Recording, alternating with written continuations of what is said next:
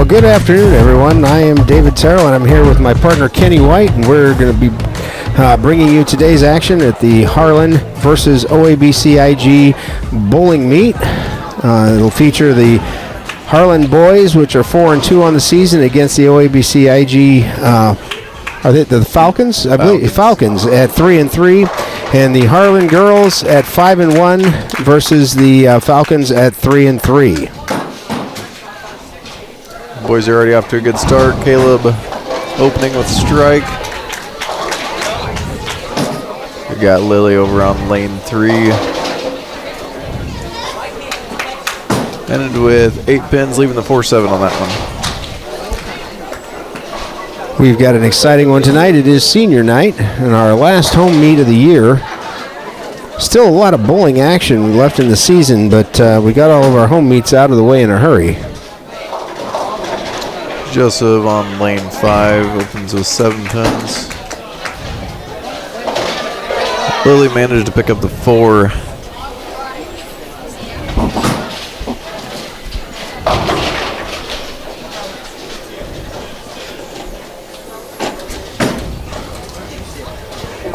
Looks like Joseph kind of came across there, ended up picking up the 7 pin. Joseph, our lone senior on the boys team on senior night. Our girls team tonight is all seniors, I believe. Anna opening with 9 pins on her first round.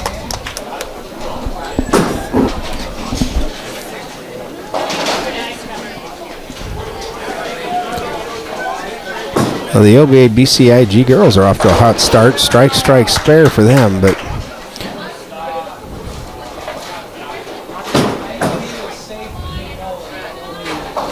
great spare for Anna.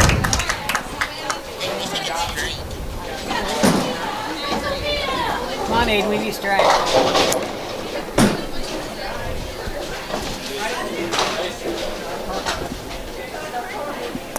Anna finished her first with a spare.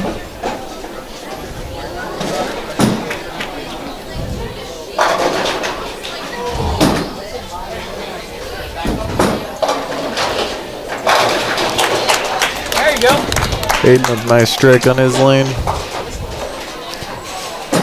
Sophia's got a split over on hers. 4-7-9-10. That's looks tough, but it is actually makeable. If she gets it over by the 10 pin, she can. That's pretty good to get 3 of them.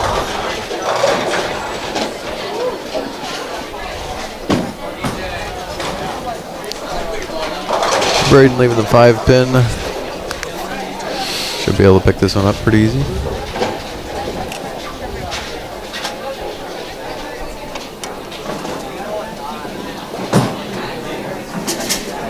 And he does.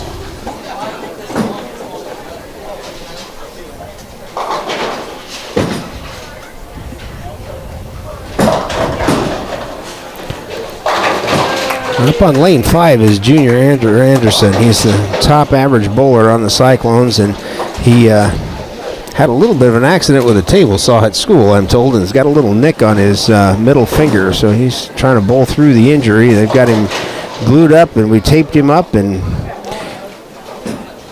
he looks like he's still smiling, so it must not hurt too bad. Leaves just a 2-pin. Madison finished off hers with the spare.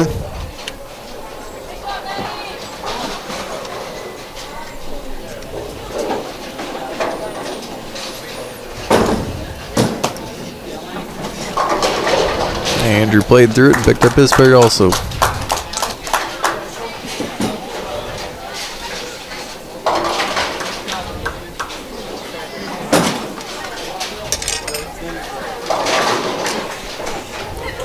Got Lilly back with us this week on lane 4 right now.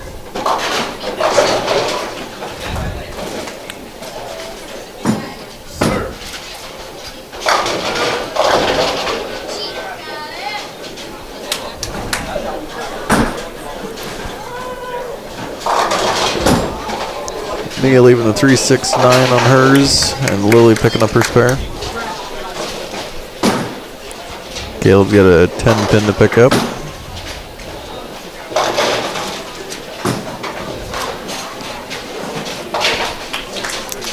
Bit of a contrast in styles between the teams. It looks like there's several bowlers on the OABCIG team that are throwing the more modern two-handed style. Harlan's a little more traditional and maintaining the one-handed style of bowling.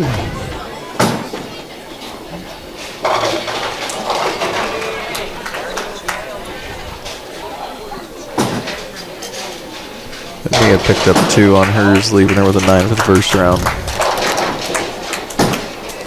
Nice strike there for Joseph. Sydney and Anna are both up right now. Anna finishing with 9 for her first throw. Needs to pick up the 9 pin.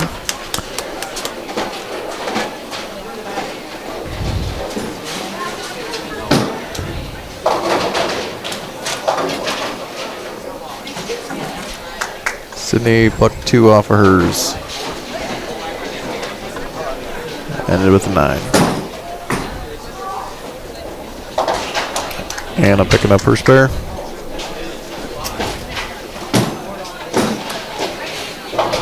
Got Mason on lane 6.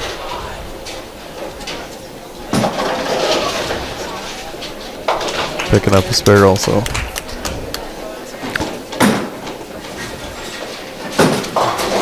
Looks like we got local sports enthusiast and photographer Mike Woolhutter's here tonight to take pictures of the kids, and he's always good for a lot of shots out on his Facebook page, so take a look for that. I'm sure within the next day or two he'll flood Facebook with a whole bunch of bowling pictures, which is great.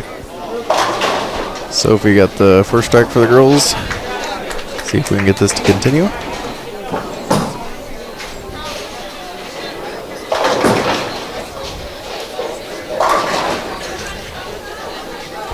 Lily leaving the 4-7. Should be able to pick that one up. Sorry, Madison, not Lily.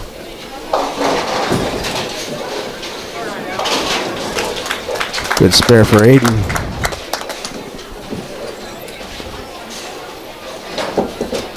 A little too much action for Madison Siro.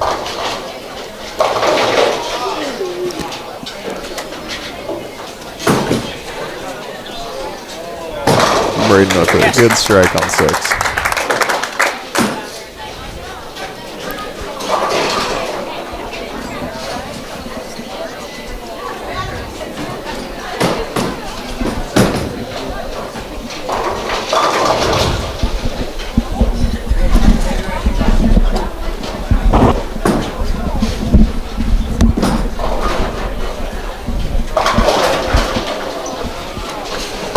And you got a set of field goal posts out there to pick up.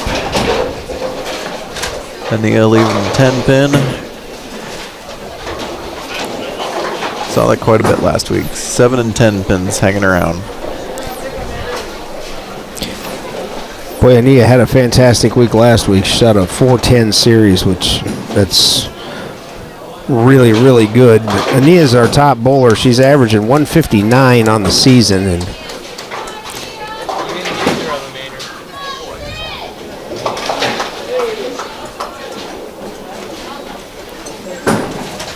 Andrew didn't quite pull off his uprights. Sydney on lane 4.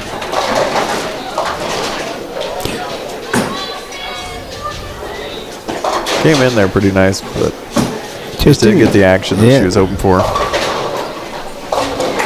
Caleb breaks up the split, leaves just the 6-10. Well, we're seeing a lot of splits from both sides. There's all kinds of little red dots up there. Kind of a similar situation to the first round last week. Took about 5 frames or so for him to get things figured out.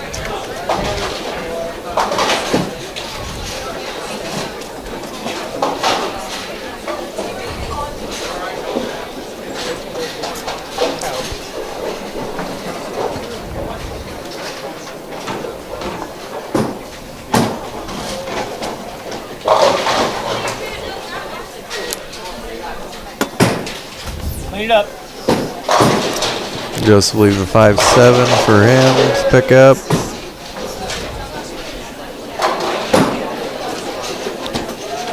Five seven's considered a makeable split. He's just got to get the ball to the right of the 5 pin and knock it over into the 7.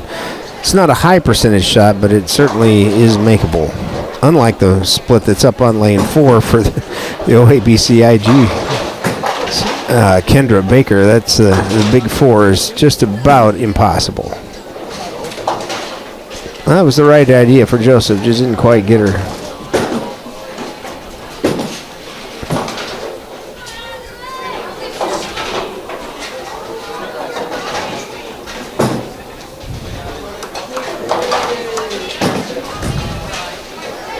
Lilly on lane 3. Okay.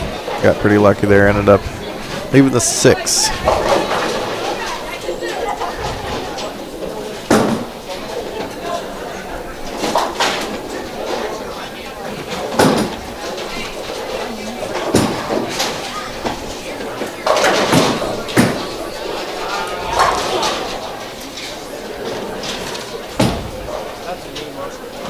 Mason easily picking up spare. Yeah. And Lilly also.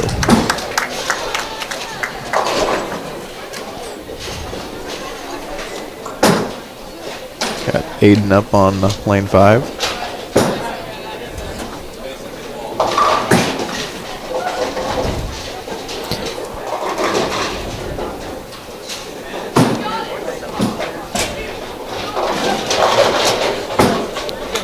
Hey, right in the pocket, carries the 5 off the wall. Anna not so fortunate, leaving the 136 for her.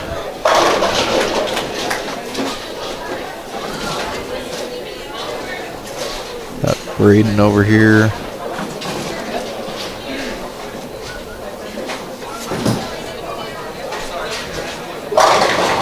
Also hit the pocket, perfect. Another strike for the boys.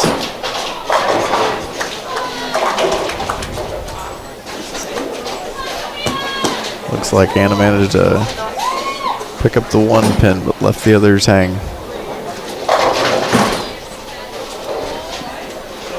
See if Andrew can carry the strikes on for the boys. Went Brooklyn, and he does. That's a big double for Sophia.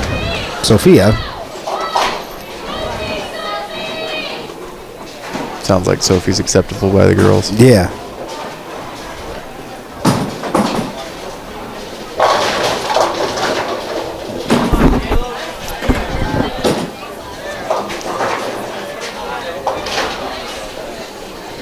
Caleb trying to get his spare. He's got a split though. Yeah, the nearly impossible 8-10 manages to get the 8 pin. And all right, there's a big strike for Madison Horn.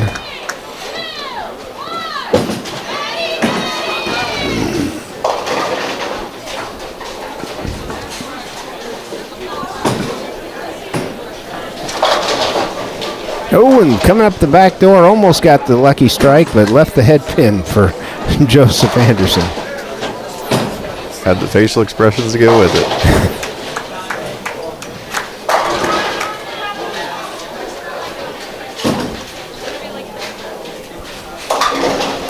Nia coming in a little too straight on the head pin, leaves a 6-4.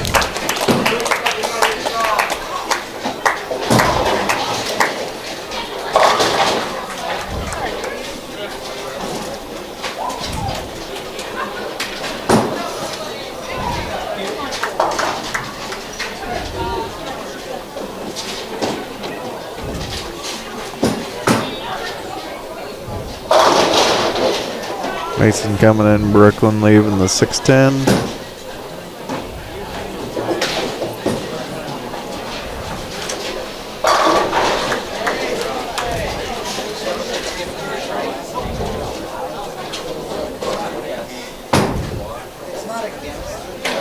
Nia drops off into the getter and didn't pick up anything there.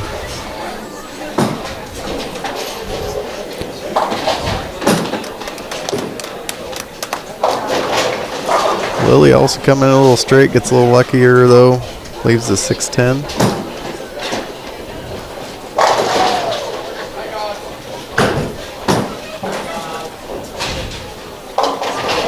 Okay. Sydney got away with a high hit there and breaking it up, just leaving the 4-7.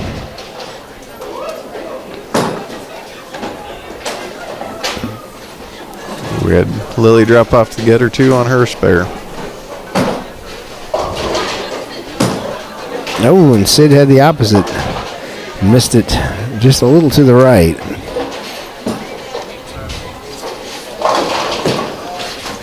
Hayden had a lot of action there, but still left the 8-pin hanging back there.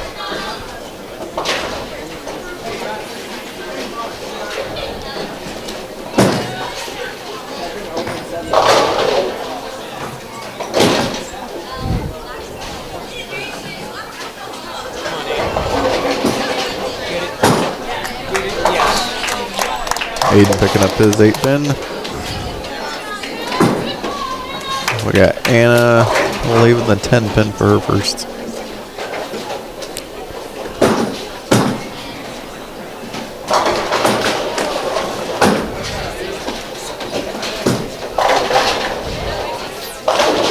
Braden has a nice strike on 6.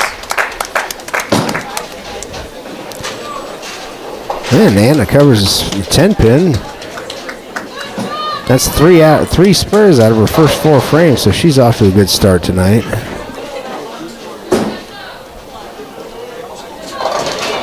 I'll see if Sophia can finish off with another strike, get a turkey.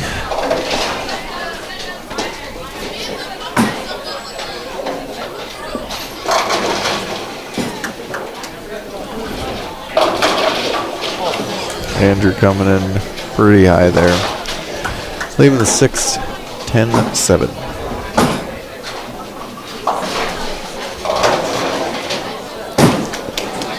Not quite over there for Sophia. Leaves the 7-pin.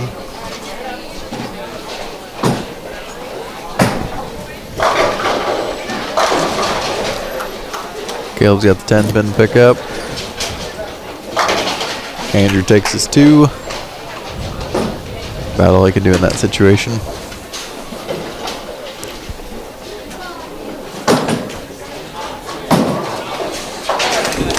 Sophia picks up hers. Caleb drifted just to the left.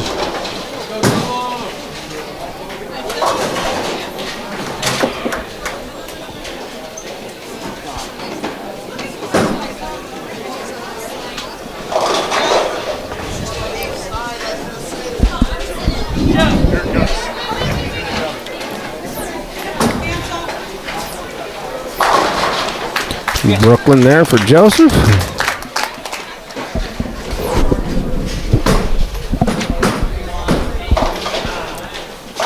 Nice start for Madison too. And that's a double for Madison. She's getting it lined up.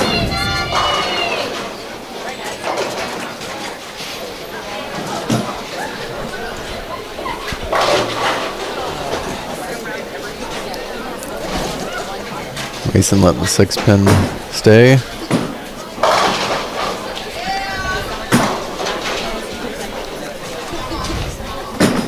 And picking up the spares though. Last 3. Good strike over on 4 for Ania. And Mason continues.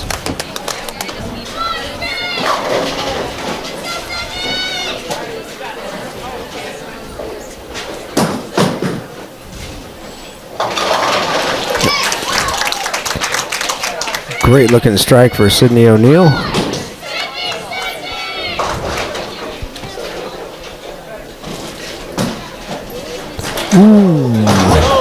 Aiden bounces out of the gutter. And unfortunately, by rule, that won't count, and they'll have to reset it. Fix that one. Very uncharacteristic shot for Aiden Schleimer. He's usually right on it, and so.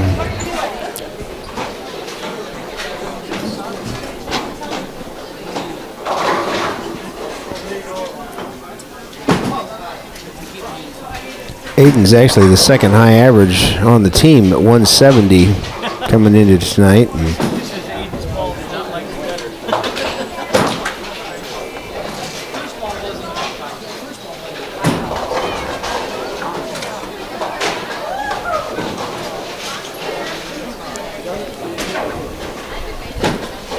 Going for the 10-pin spare.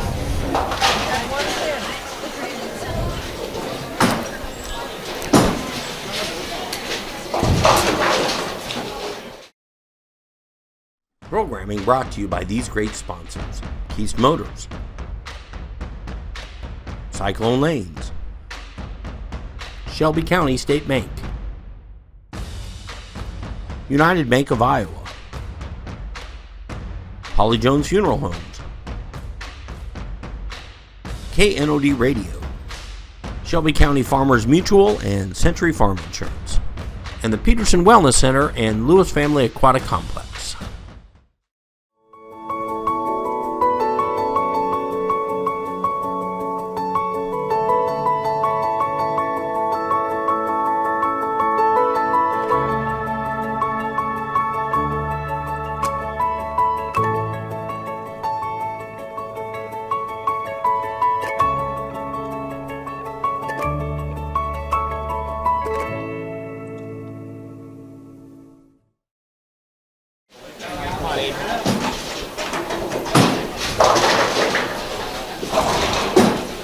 Better than last ball. Managed to pick up 7. that's the classic. When you miss the first one right, you tend to miss the next one to the left. And A little overcompensation. he'll regroup, I'm sure. Better than 2 in the getter. That's for sure. Good job. Braden sitting on 3 strikes.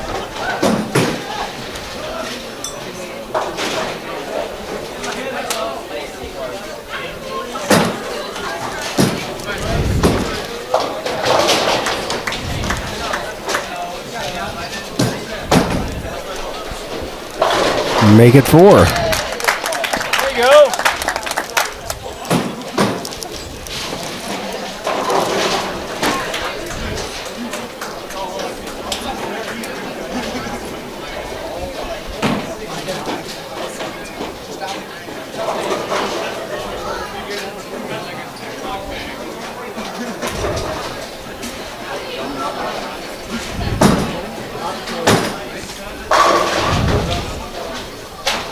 Got Anna and Andrew up now.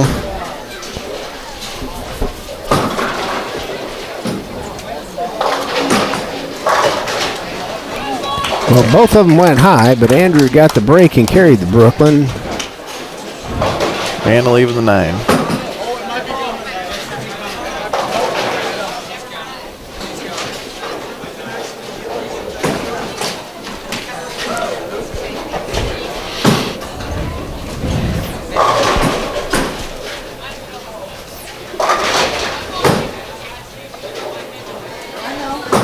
Picks up her spare. Man, Anna's been a sparing machine tonight.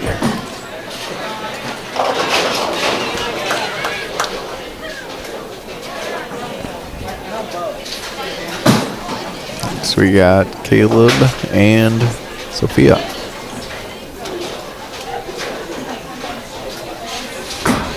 Works out nice for us when they both go at the same time. Yeah. Sophia drifts high, leaves the Get in there, Lev. 6-7. Caleb misses the pocket just a little bit. Leaves his at 1-2-4.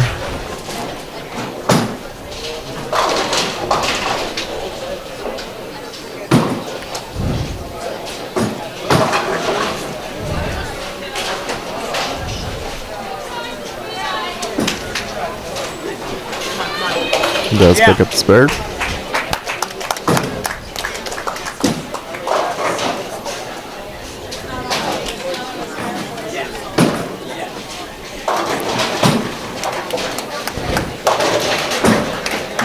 Madison Horn looking for number 3. Going to come up a little light. He's the 2-4-5. Joseph on lane 6.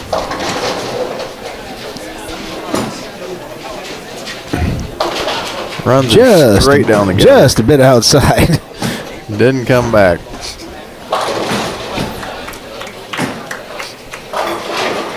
Oh, Madison's didn't hook quite enough either. Takes the 5-pin off.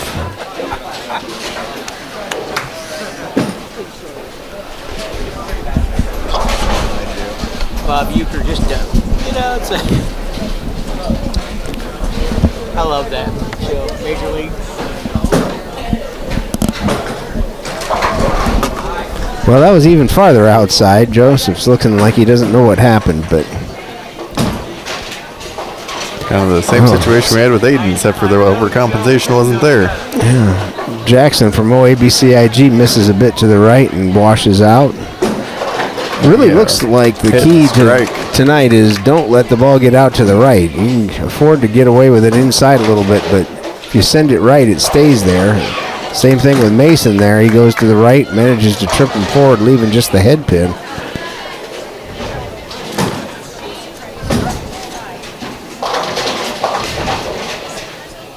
Lilly did pick up a strike.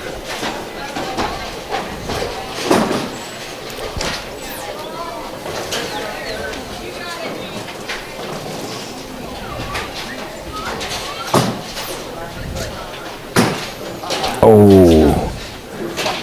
Shy miss for Mason. First open frame of the night. Good cover for Sidney O'Neill.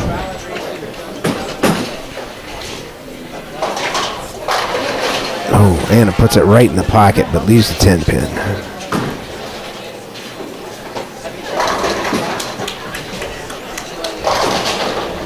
Hayden traveling down the center, leaves the 1-2. Sorry, the 3-5.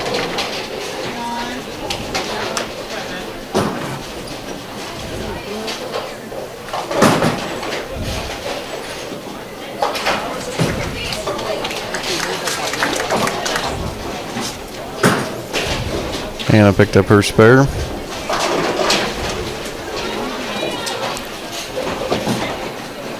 Hayden scratching out, leaving it open. Well, here's Braden's shot at a 5-bagger.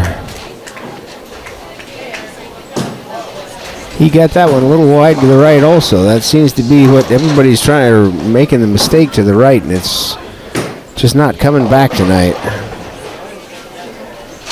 Sophie leaving the 10-pin.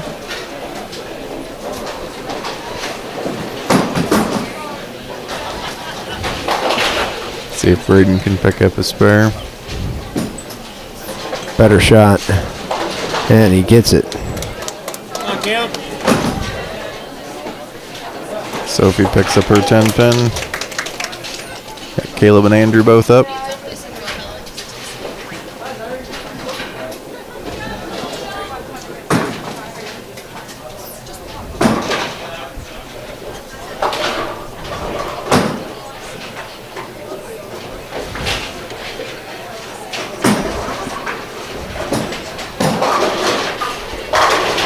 Get it. Nice strike for Andrew. Caleb, let's see another one. Caleb went a little wide right. Madison following everybody's lead and missing to the right. Caleb's got 3 to pick up.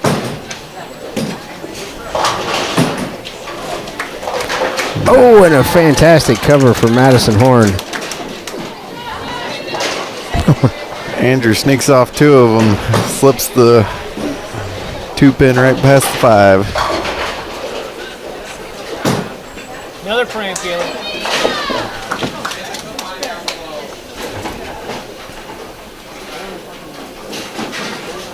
Come on, Joe, make it count. We got Ania and Joseph up.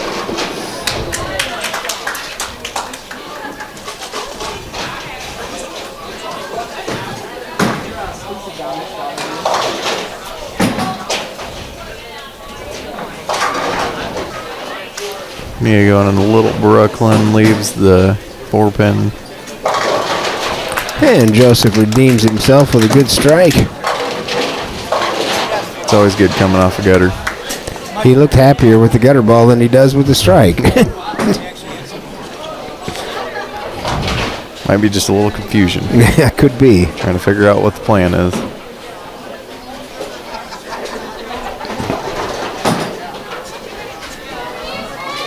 And Nia takes care of her spare. So after a double, gets the 9 spare. She's back in line with what we expect from Nia. Mason's just having difficulty with the 6-pin tonight.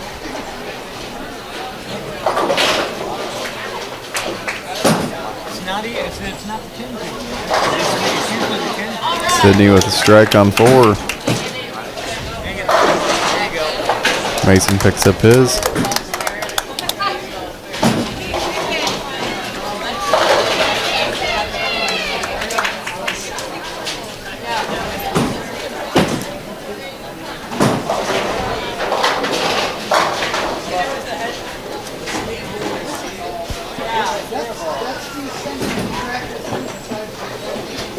Aiden coming in with the Brooklyn strike.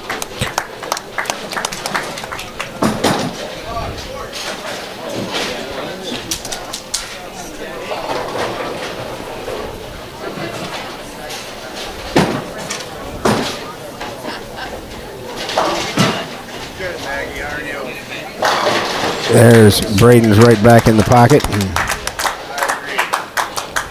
Putting together a nice round.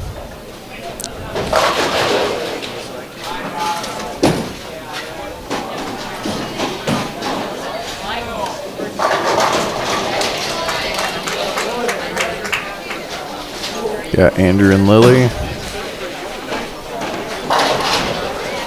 Lily taking 7 on her first. Andrew with Boy, solid 8-pin. Shaking down there, but didn't want to go.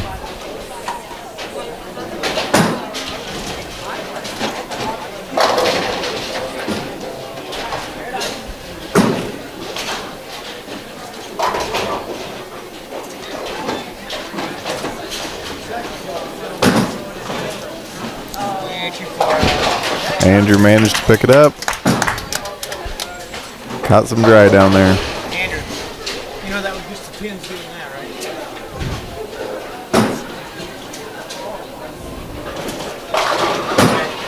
That tape gonna hold.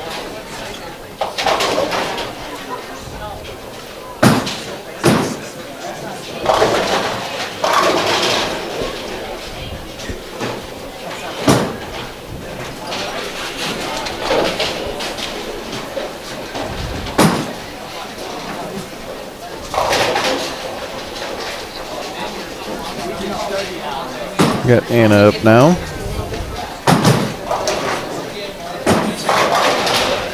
Takes it left and leaves 3. Same situation as what Lily had.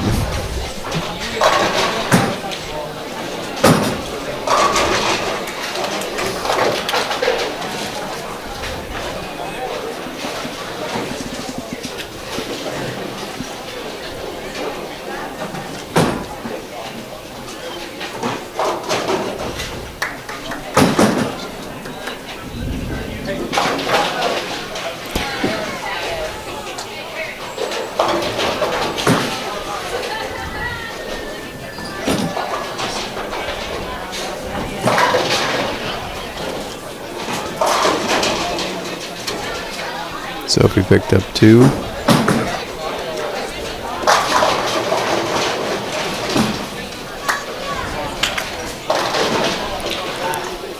Caleb sneaks up a little high on the head pin, leaves a 6-10, but makeable spare. And Sophie with a strike over on lane 3.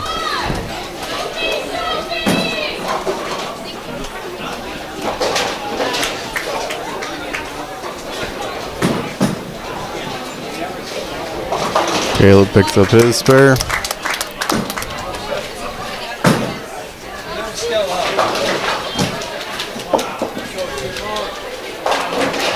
Ooh. Madison Horn with the 4-7-9-10. Ball just went straight through.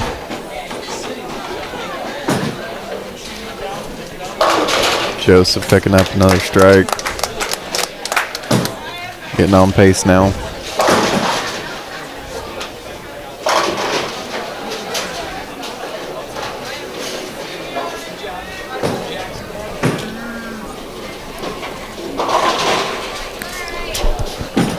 Madison picks up 2. Perfect ball. Mason ends up leaving the 7-pin. Boy, Mason's bowled a good game. He's been around the pocket every frame. He's just not getting the breaks and taking out that last pin.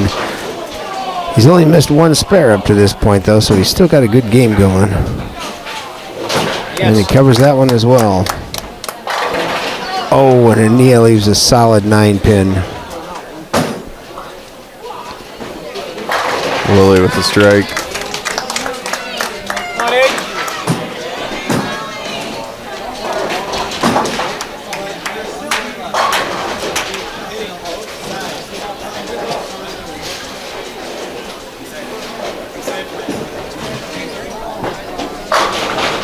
Aiden left the 10. And Ania picks up her 9-pin. 10-pin drill. You got it, Aiden.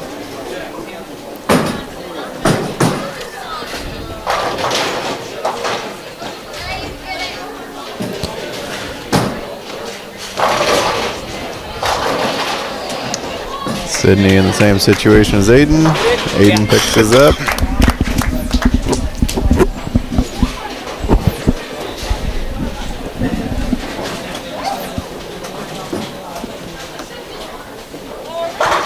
And we got a pin down for Braden. He'll have to reset that. Sydney picks up her spare.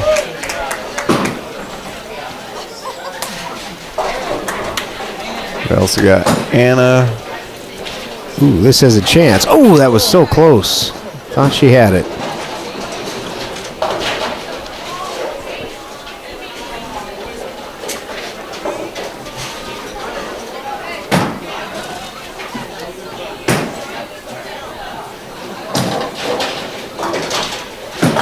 Braden with another strike.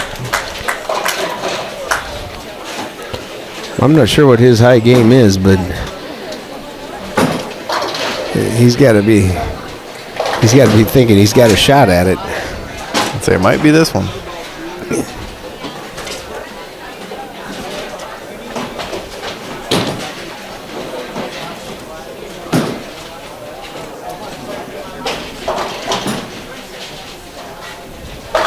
Andrew with a strike.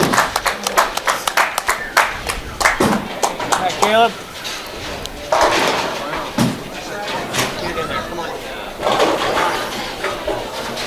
Caleb dives off to the right a little bit. Ends up with the 2-4-5. Big spare there for Sophia.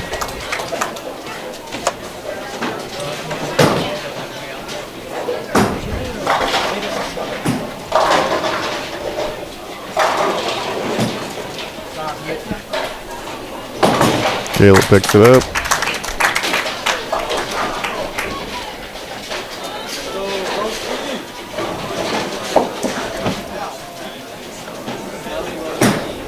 Madison on 4. Right at the strike. Oh, rock to the 10, but didn't go down. Right in the pocket, just didn't quite get the 10 to go. Joseph letting 6-10 sit.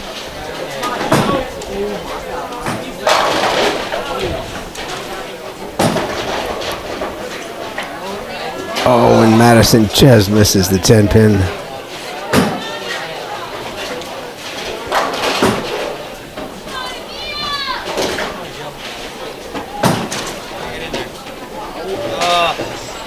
Joseph does the same thing.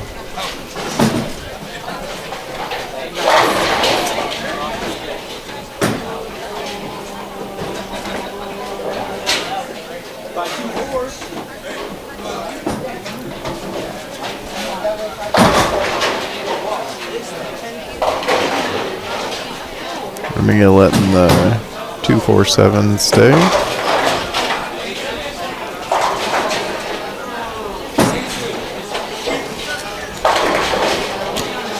Mason stays on his 9 counts and leaves just the 3 pin.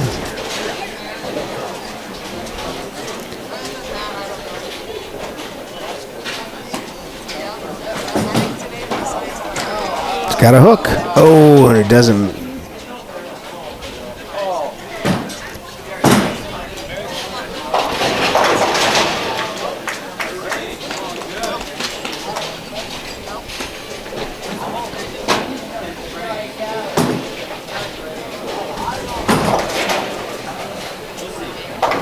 He picked one off.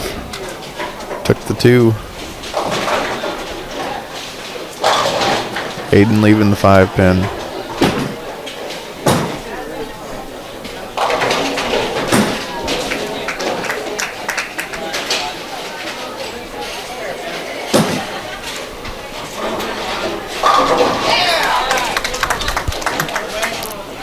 Sydney with a strike.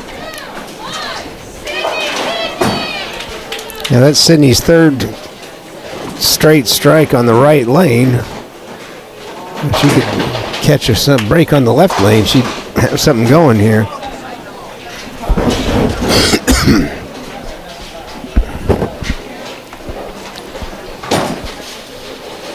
Aiden missing the 5-pin to the left.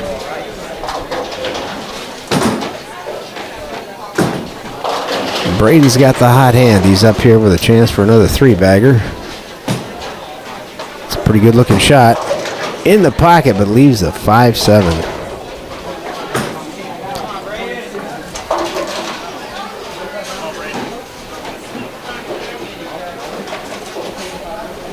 Literally taking 9 for her first throw. See if she can pick up her spare.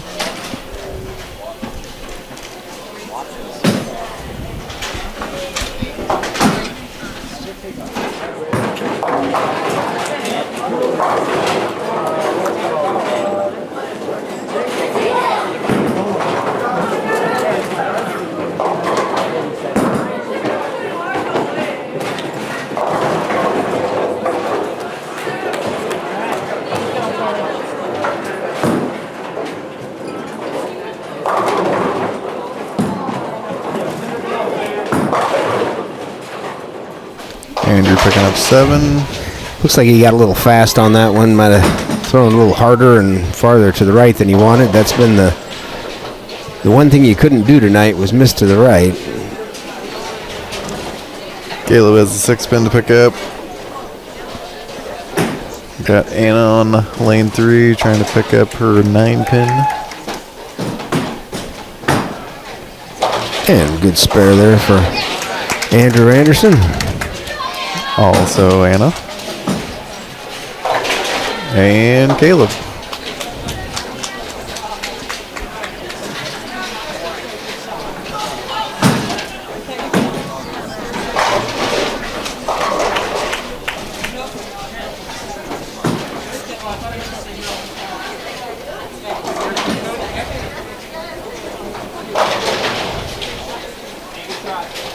Caleb leaves a 5-pin.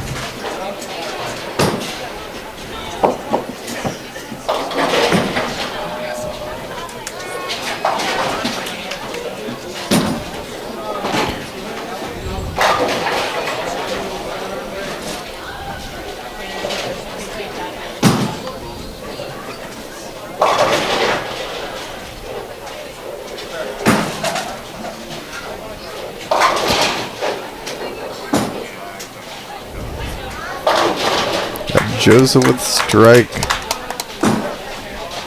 First one for the 10th frame. Caleb finishes the 155.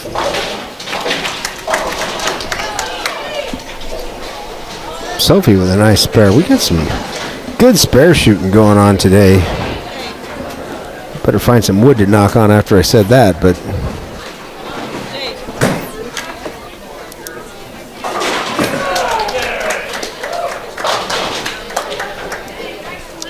Joseph takes out 7 for his next throw. Leaves the 127.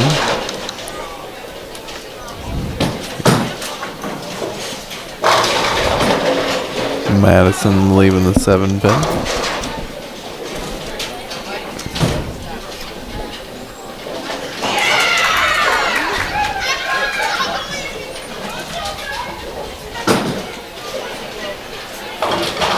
Joseph takes care of the first 2, leaves the 7. Finishes with the 151.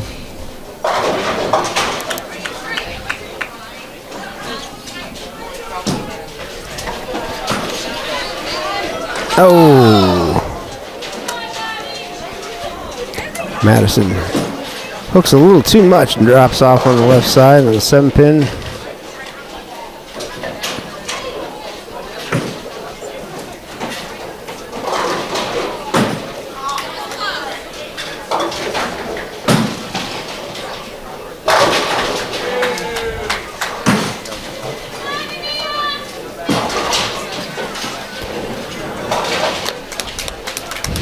Mason picking up spare.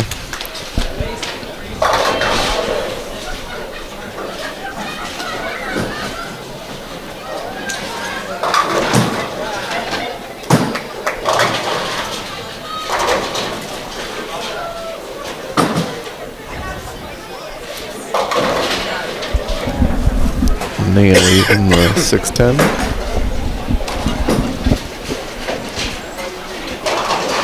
Mason taking out 7. Finishes with a 168.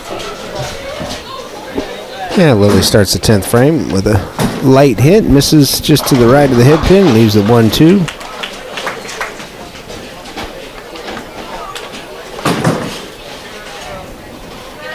Oh, and Ania comes up short on the 610.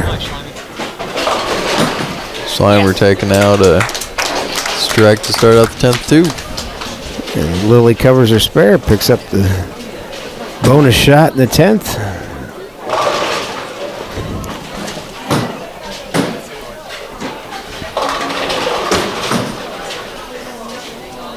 Shelby taking 7 on her first throw.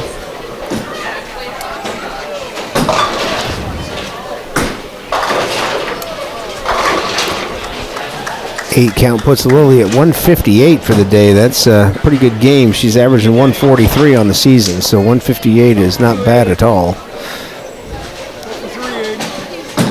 And the left lane continues to mystify Sydney O'Neill. Aiden's got a spare to pick up. Takes out 2 of them. Finishes out with a 152. Always staying pretty consistent.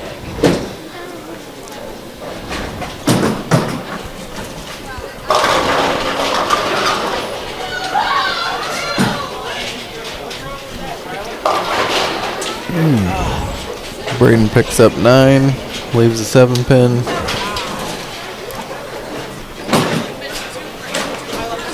Anna dunks one off to the gutter. Still finishes with 143. Her season average is 128, so that's a pretty solid game for Anna.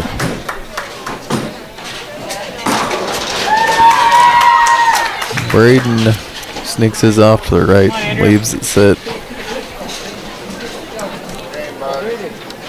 Finishes with a 212. Pretty good games. Too bad the 8th or the 9th and 10th kind of went south on him, but 212 still pretty darn good.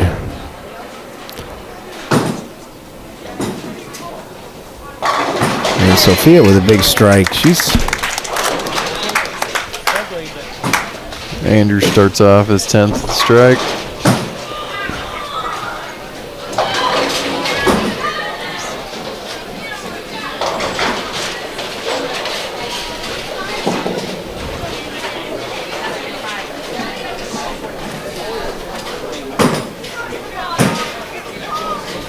Oh, and another one on the Brooklyn side. Andrew takes a Brooklyn strike also. See if he can finish out with 3.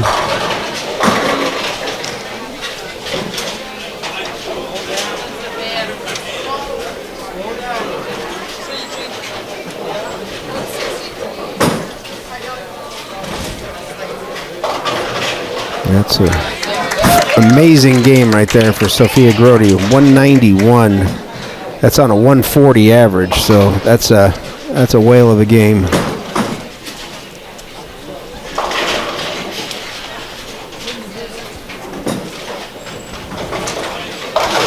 Andrew gets another strike, 3 of them in the 10th.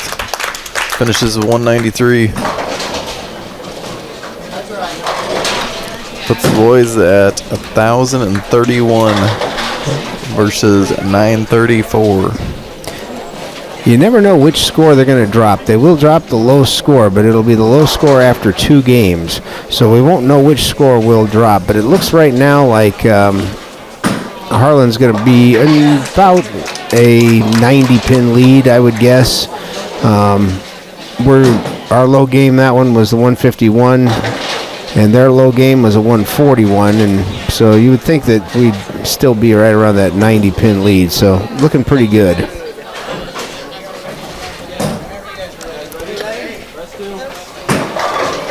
So we will have game 2 coming up. It'll be just like game 1. There'll be a short break today for senior night where we will be introducing all of the seniors, and there's a bunch of them this year.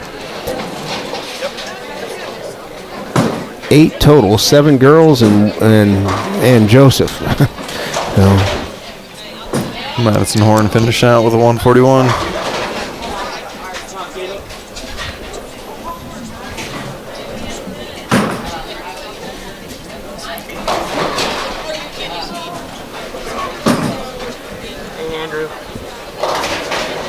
Ooh, tough. What was your final score? Ania takes out 6 pins on her first throw. Caleb picks up spare on his first of the round. Caleb.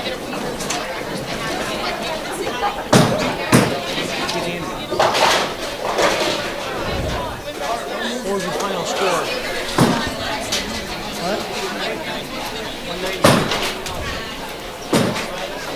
190. And yeah.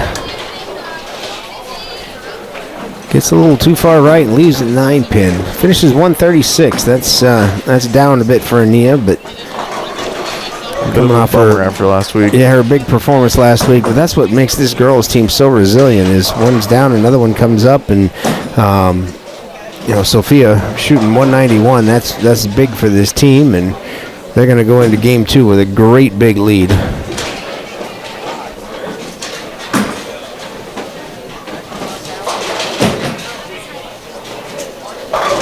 Joseph taking 9 for his first frame.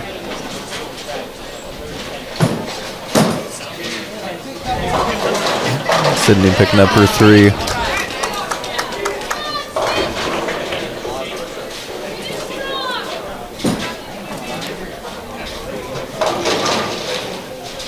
Mason struggling with that same pin. The 6 is just hung around.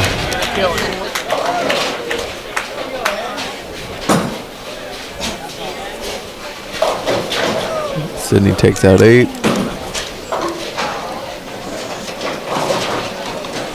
Finishes with a 152. That gives the girls 921 versus 660. Unofficial. 662 the OABCIG will finish with on the girls' side. They'll be dropping most likely, well, no, they won't actually be dropping a score. That's something we got to remember. They are short a bowler here today, so they only have 5. If we dropped our low score that game, that'll still give us a well over 100-pin lead after game 1. So the girls are looking pretty solid. That'd be potential of a 136 drop. I was talking to OABCIG head coach Kurt Hoffmeister, the boys head coach, earlier, and they've had a number of students out with COVID and various other issues they've had to deal with, so they are short on bowlers today. They didn't have their girls JV, didn't have anyone for it, and they only had 5 for their varsity today. But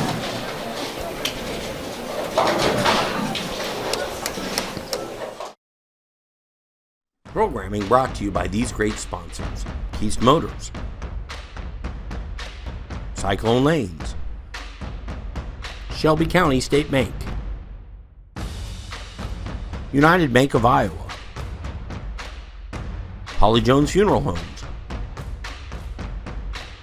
KNOD Radio, Shelby County Farmers Mutual and Century Farm Insurance, and the Peterson Wellness Center and Lewis Family Aquatic Complex.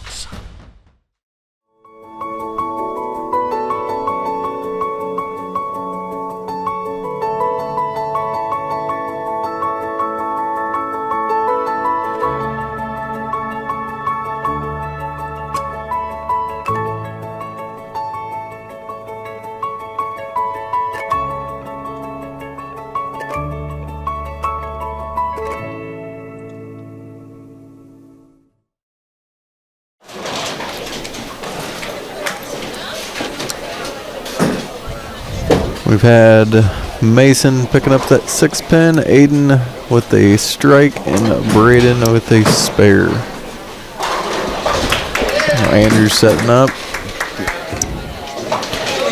Lilly leads us off with a spare.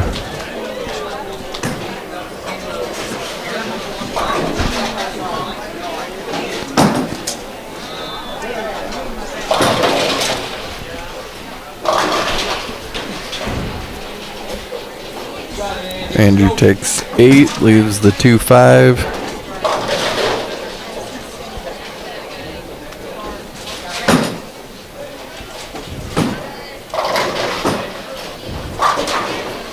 Anna also takes 8, leaves the 4-5.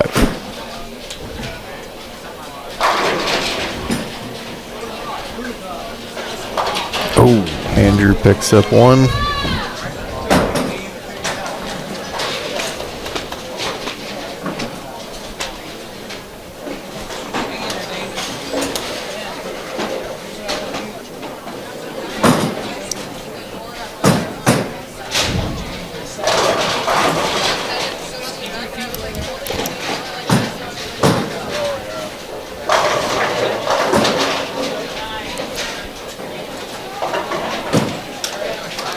Caleb with a nice pocket shot, but just can't quite get the 10 to pop out.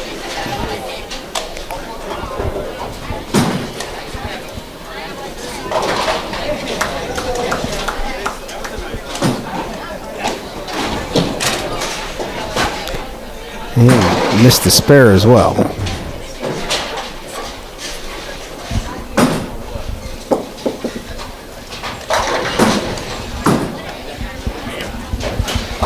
Another pocket shot for Sophia Grody, but didn't finish well hard enough and leaves the 5-10.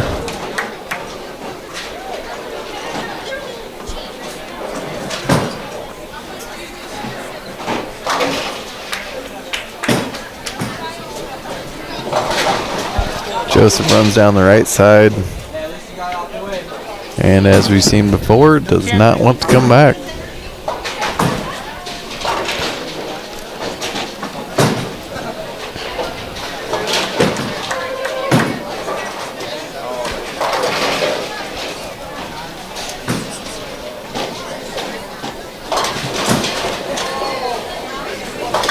Picks up 1. Ends with 6. Madison Horn puts it right in the pocket, but leaves the 10-pin.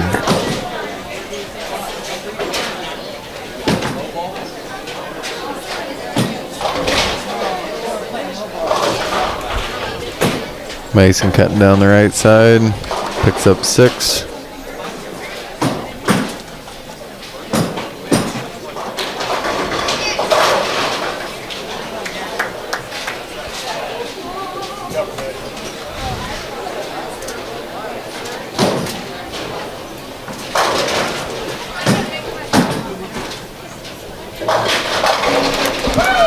Does pick him up.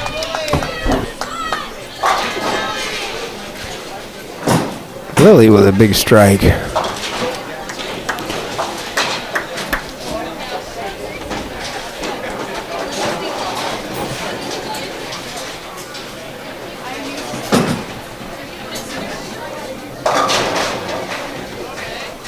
Nia taking down 9, leaves the 6.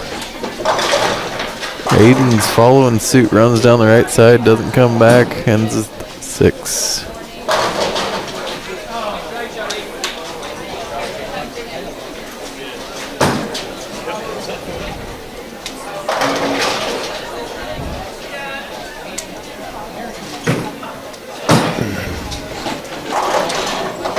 Nia covers her spare. Aiden picking up all 4 of his. That was a good spare shot there. That's a lot of ways to miss that.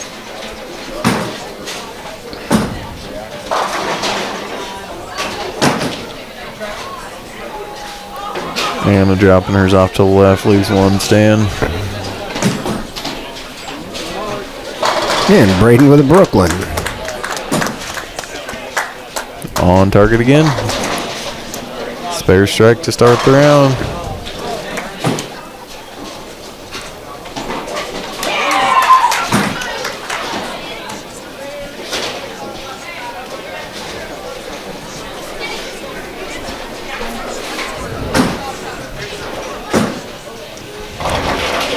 Sophie with the strike. Andrew taking out 8. Leaves the 3-10. Sydney working on the same shot on her lane. Picks up 1. See if Andrew can improve on that.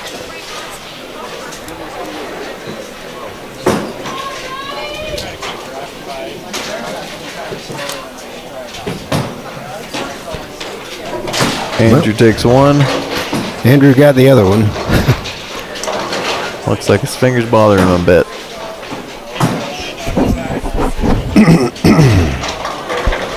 Caleb leaves the 2. Madison sitting at the 5.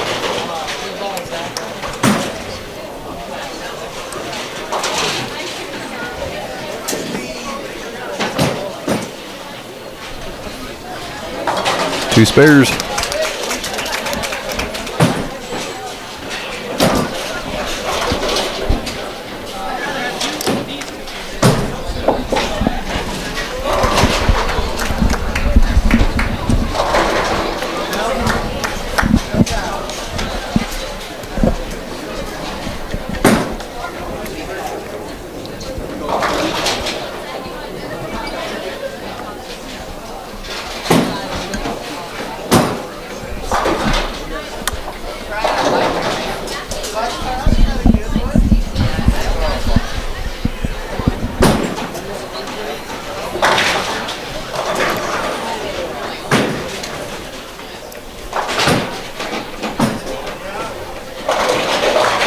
Joseph with strike. Nia picked up 6.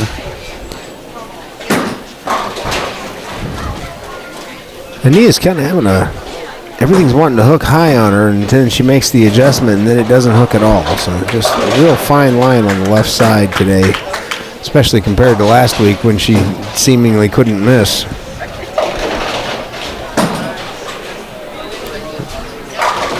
Mason gets 8 on his throw.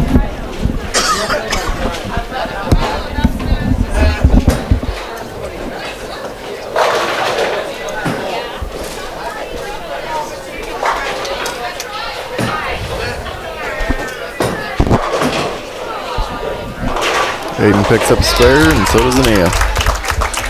Sorry, Mason.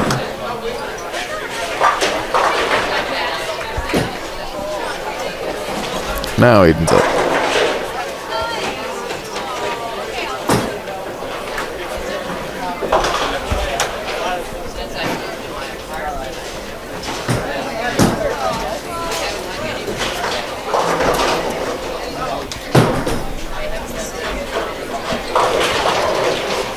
Aiden takes out 9. Lets the 2 pin stay.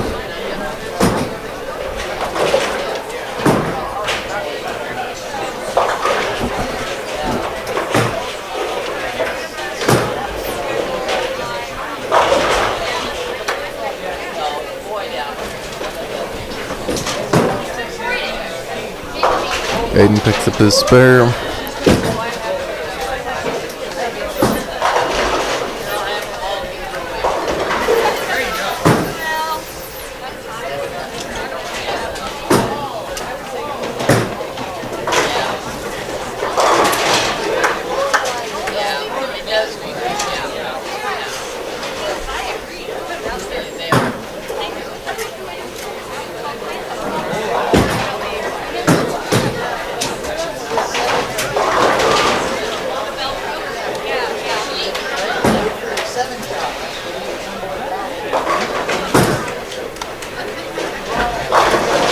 Braden took 8. Sydney picks up her split spare.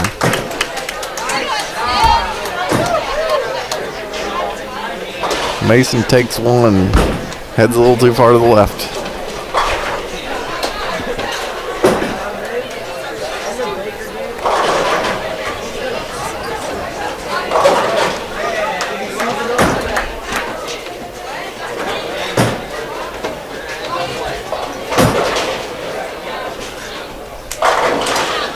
Lilly takes 9, leaves the 10.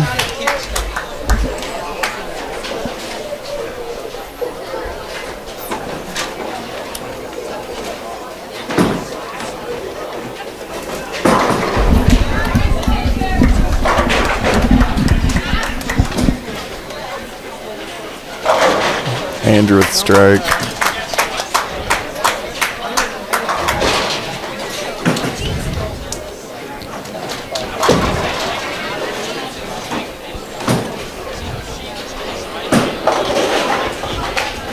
Caleb picks up 8. Leaves 6-10. Lily drops hers off. Lets the 10 stand.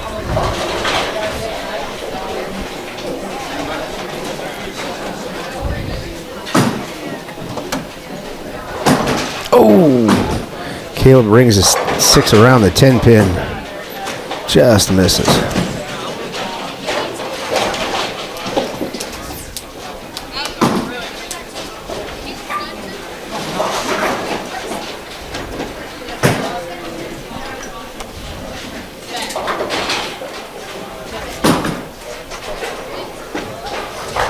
Anna takes all 10.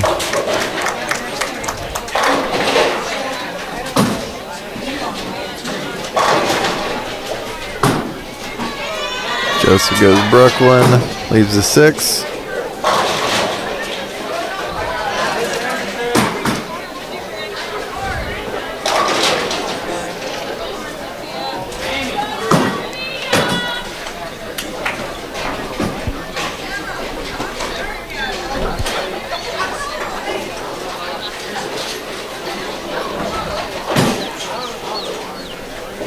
Joseph picks it up.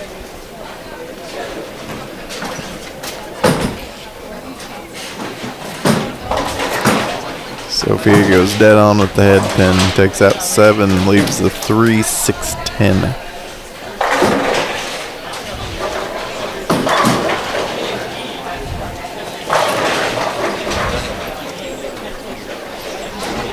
Mason letting the 5 pin stay.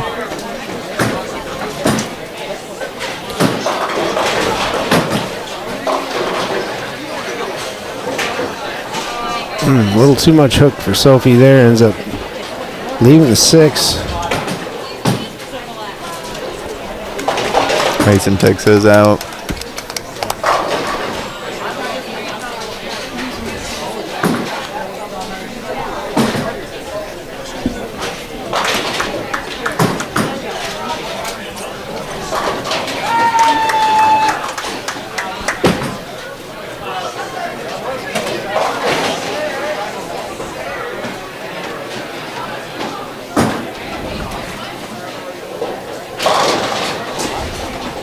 Aiden going Brooklyn, lets the 6 pin stay. We got Madison taking 9, leaving the 4.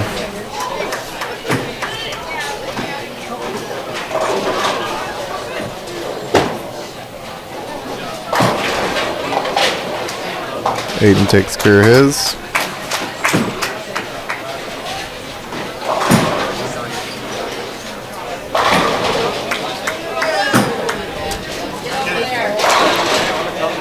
Madison led a little too far to the right, didn't come back.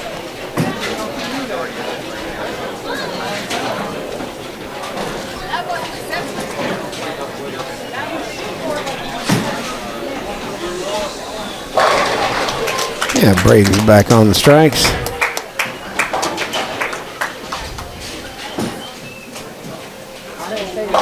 He's had the best look today of anybody. If he gets in the pocket, he's really carried some good strikes, but he's not letting the ball get out as far as a lot of the other guys are trying. It seems like he's pretty well running just off to the side of the hair and letting it come back in.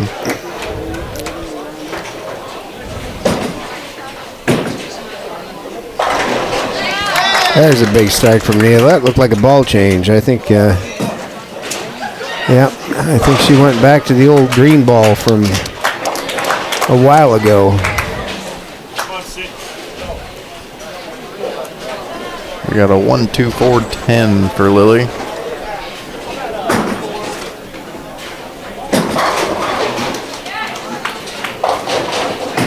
Sydney going pretty straight on. Does get 8, leaves the 4, 7.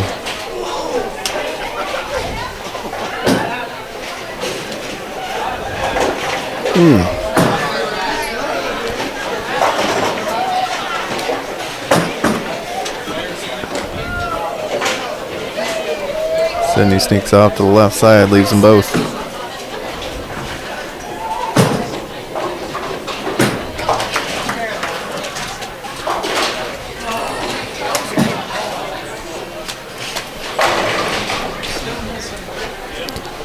Caleb with a ringing 10 pin. 6 pin just went right around the 10. Missed everything.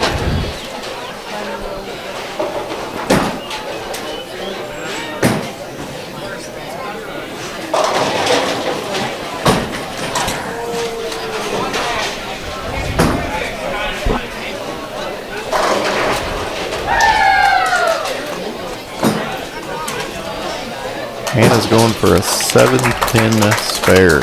And she And gets she it. got it. That's a great second shot. A little uncharacteristic on the first shot.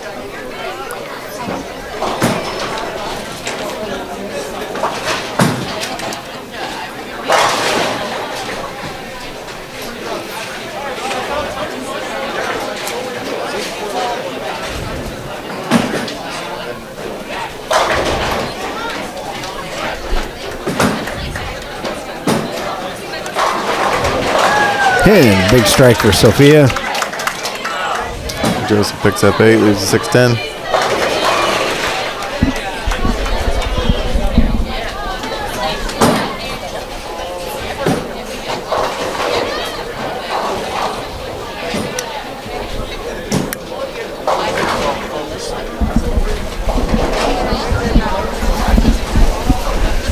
Madison comes out just a little light, leaves the 2 pin.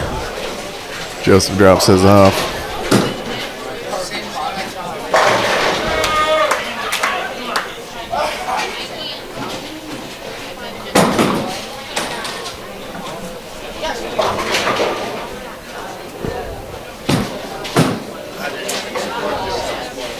Madison covers hers.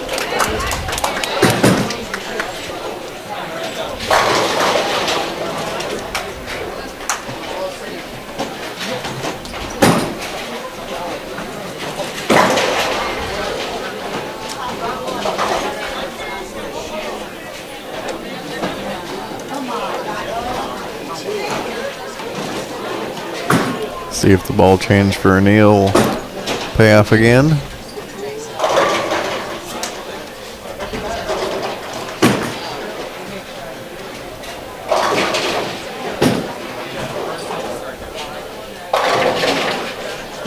Picked up 9, leaves the 6.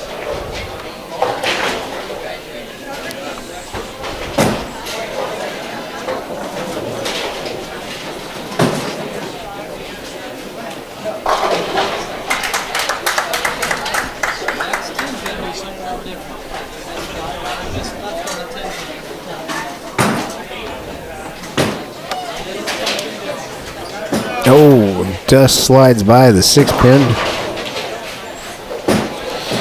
Mason letting the 6-10 hang around.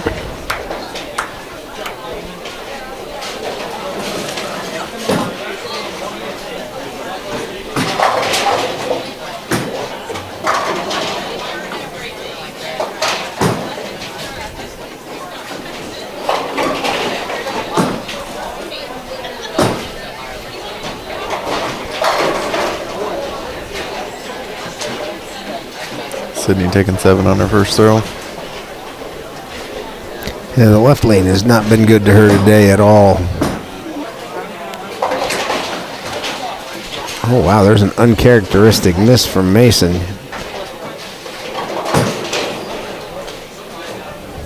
Sydney does pick up her spare.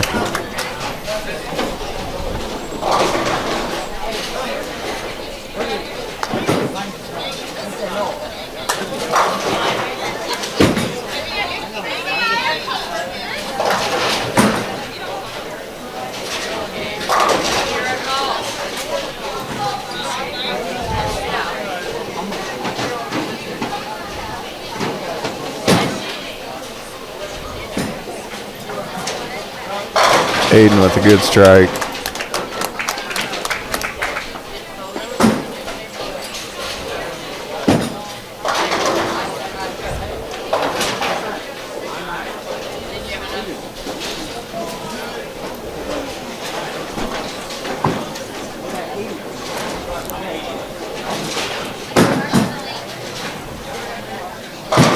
There's back into the strikes for Braden.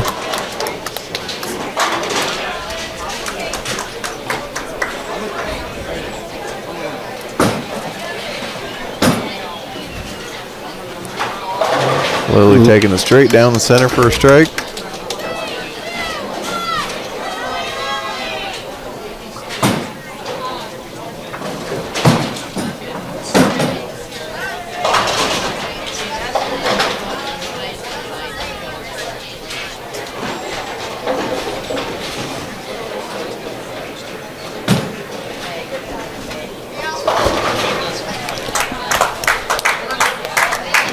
Caleb with strike. Andrew had this 3-10 baby split a little earlier. Let's see if he learned anything from it. And he did. Good cover there from Andrew. Anna going down the left side, picks up 7.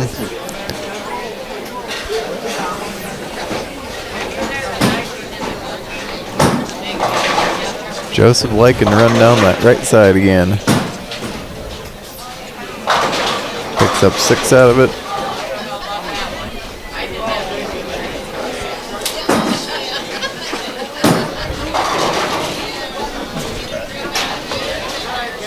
Anna with the same shot, taking the left side, leaving her spare. Ooh, better shot from Joseph, but doesn't manage to get the 8-pin out.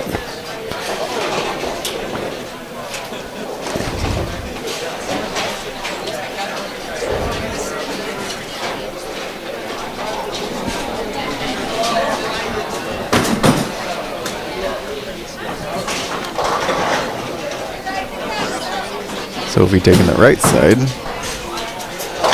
Good 7.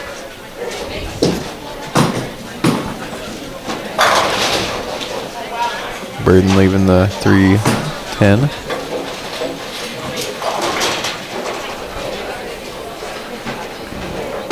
Sorry, Mason. Yeah, Sophie with a nice spare on the 3-4 or the 2-4-8.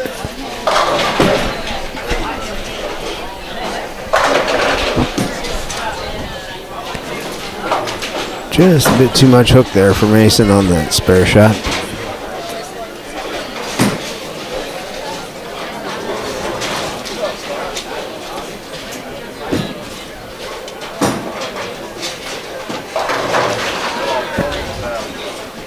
Madison takes out 8.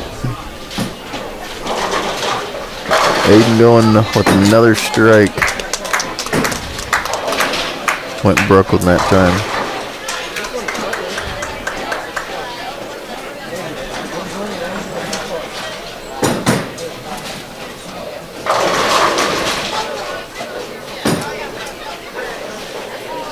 Oh, Madison getting a little too much hook there.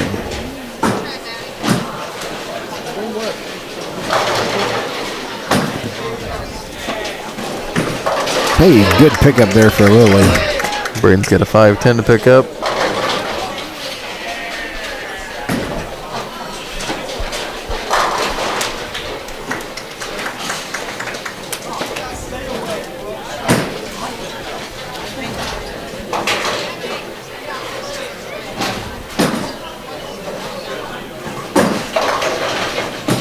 And he takes 8. Ooh. Braden misses them both. Boy, he looked like he was going to cover that. Just missed it.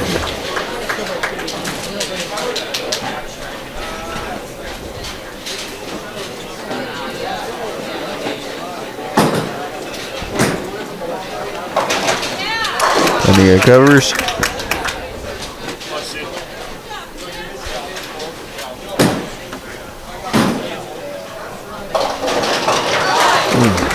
Andrew cutting down the right side.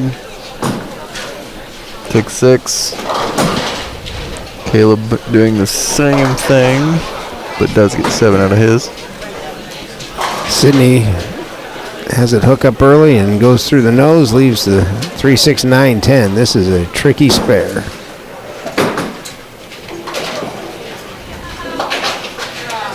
Great shot from Andrew.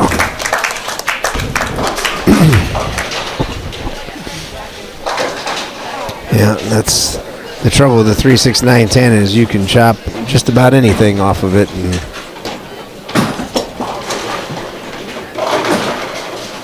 Caleb covered his.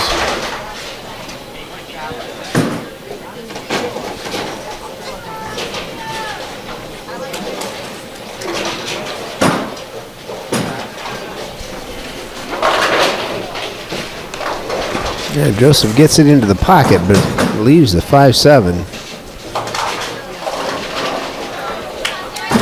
Sophie letting the 2 pins stick around.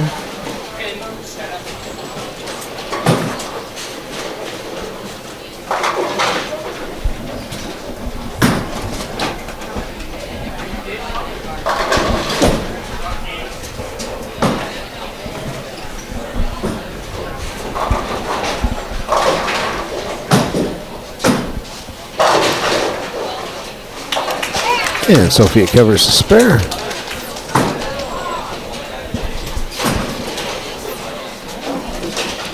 Joseph leaves both of them out there. Running down the right side tonight. Programming brought to you by these great sponsors: Keast Motors, Cyclone Lanes, Shelby County State Bank, United Bank of Iowa, Holly Jones Funeral Homes,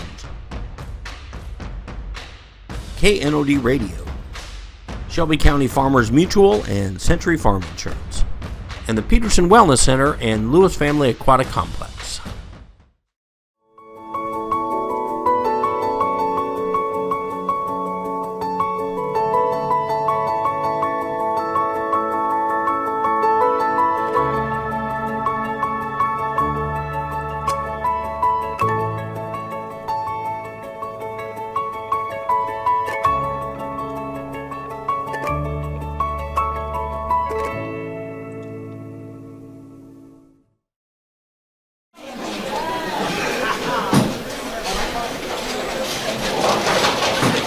Uh-oh. The almost unmakeable 2-8-10.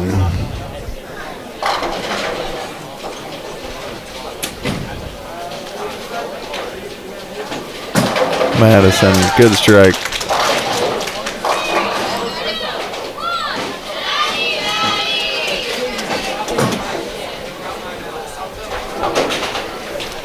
Takes one of them off.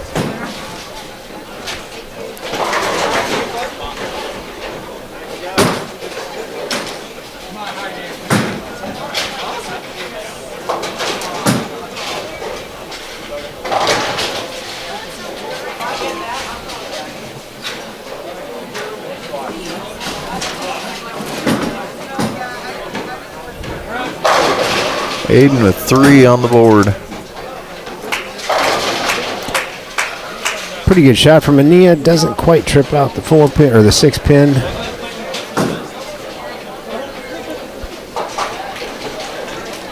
Aiden has a very solid round going.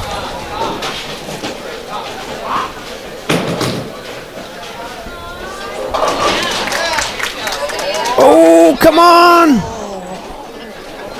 That 4-pin did not want to go.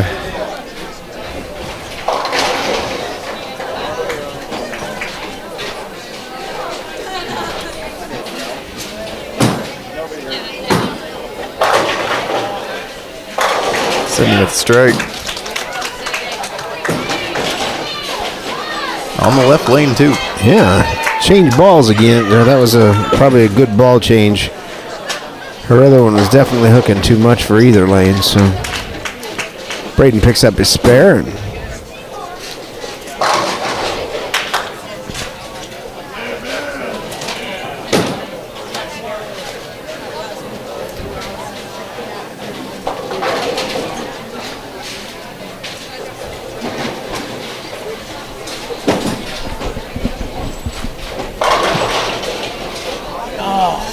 Pins are shaking for the boys. They just ain't going down. We got a 7-8 for Andrew.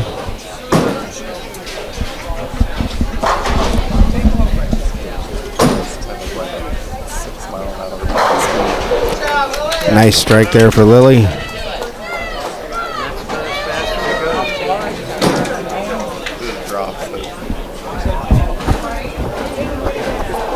Come on, buddy, right there.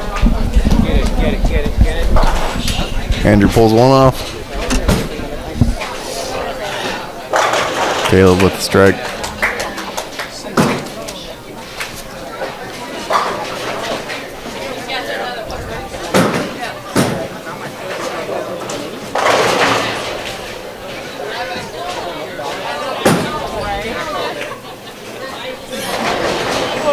And it takes 9.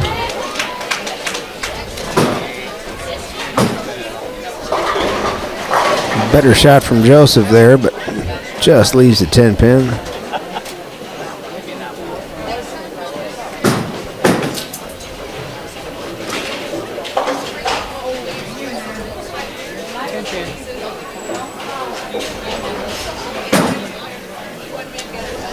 And Anna covers the spare nicely.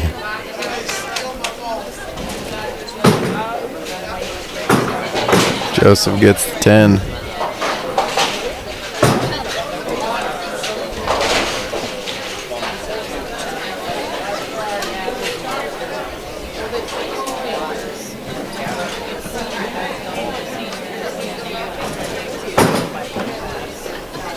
Sophia needs to go Brooklyn. Does, but just leaves a 9 pin.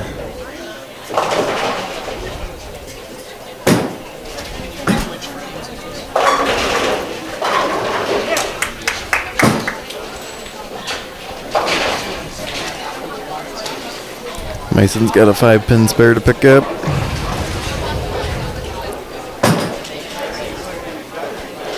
Sophia just doesn't quite get it out to the right enough.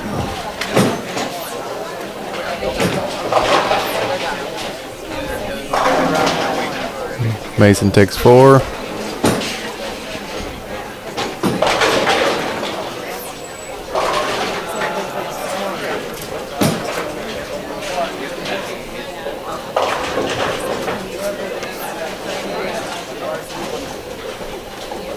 Madison leaves the 3-6. Hayden follows up his 3 strikes with a light hit and a 2 pin.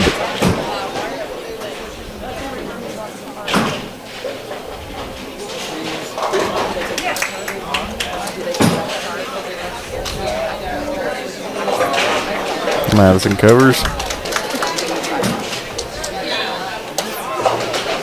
As does Aiden.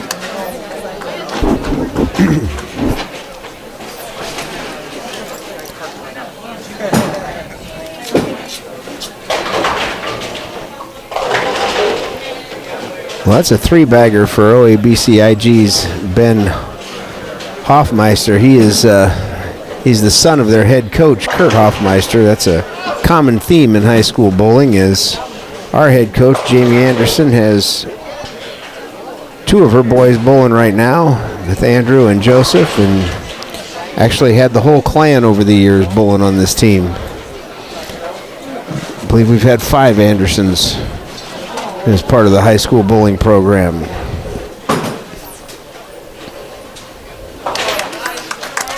Bryn's got to pick up a 3-pin spare. Cuts 2 off.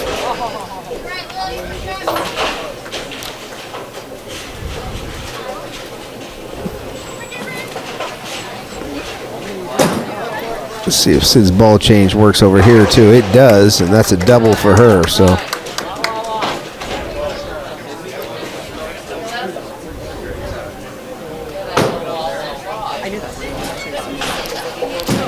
Lilly just sliding by the 10 pin.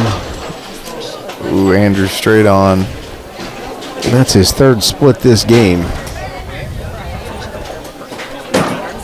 Finger might be affecting things a little bit. I think it probably is. He's used to being able to throw. That's his 4th split this game, actually. He did cover one of them. He's used to being able to throw the ball as hard as he needs to, and probably can't do it with that finger. And, yeah, that wasn't his best shot. So.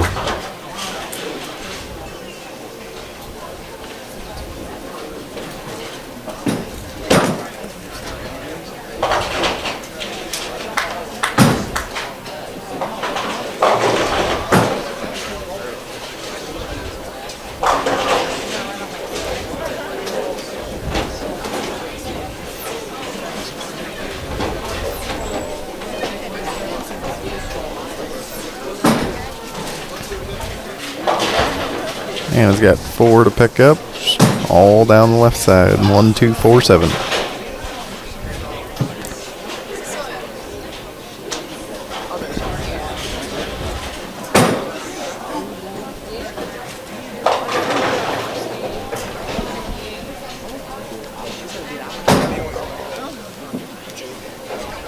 Cuts them all down.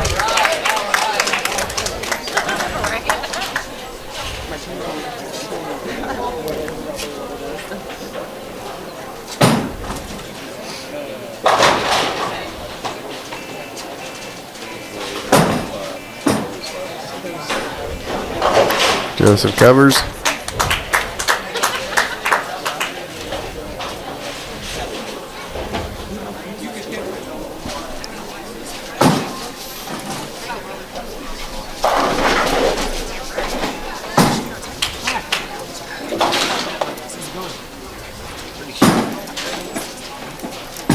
Specifically the second game.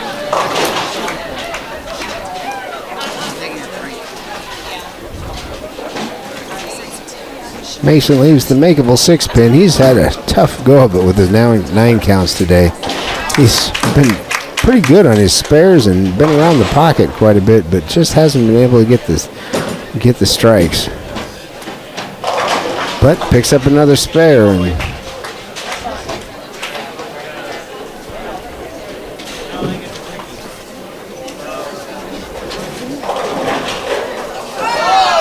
Madison takes 9.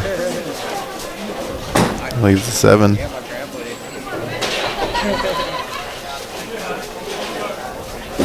Aiden.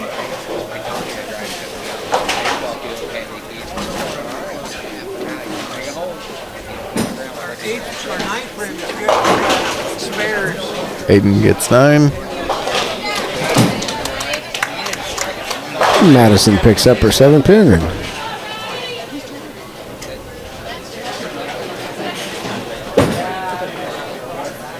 Not Aiden.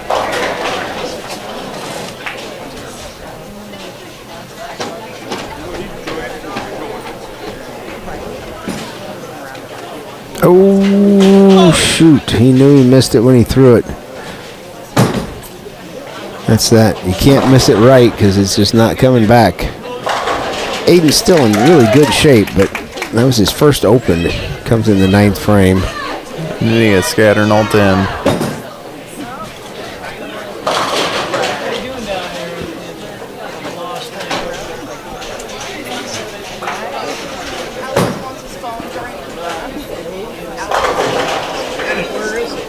Sydney dropping 9. Just about had 7-pin. Braden picking up his spare.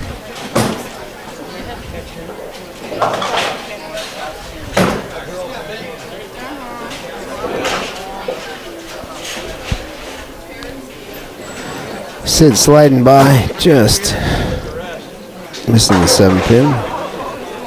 Got Lilly with 9, leaves a 10. See, I got a special right now, $99. You pick.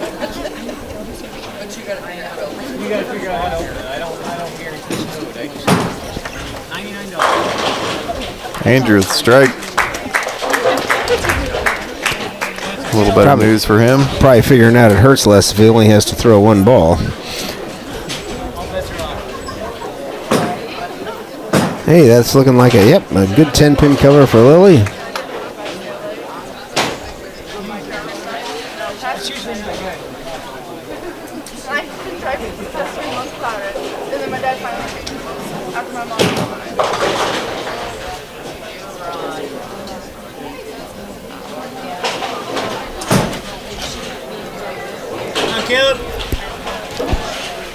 Caleb leads us off in the 10th.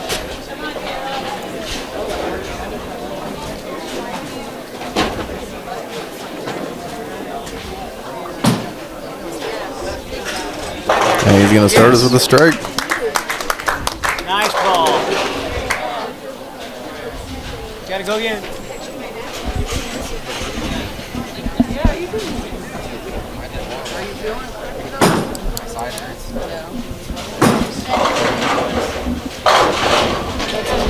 And I'm taking 8 out. Leaves the 3. 9. Caleb through the nose, leaves a 6-10.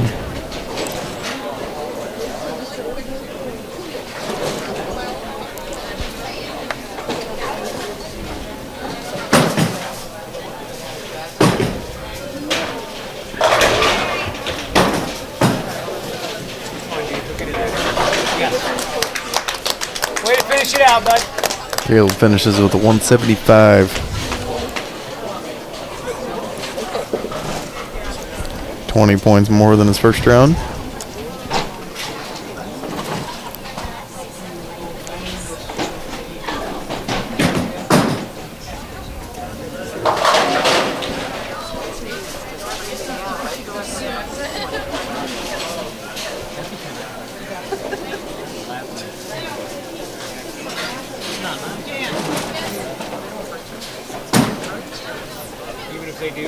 Great shot there in the ninth, or in the first shot of the 10th for Joseph. No pressure. Sophie taking up 7.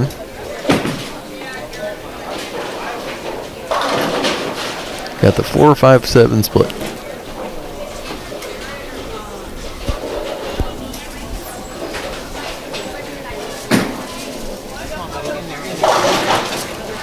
Ooh, Joseph You got goes it. Brooklyn, leaves Come his 10 pin. this could be interesting. Oh, pretty good try there from Sophia. Gets the 4-5 or the 4-7, but leaves the 5 pin.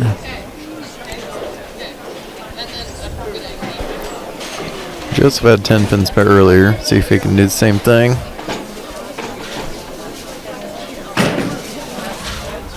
And he does. Yeah. Finishes 133.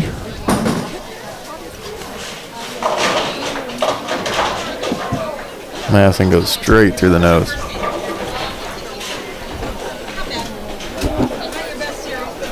Six-4 split.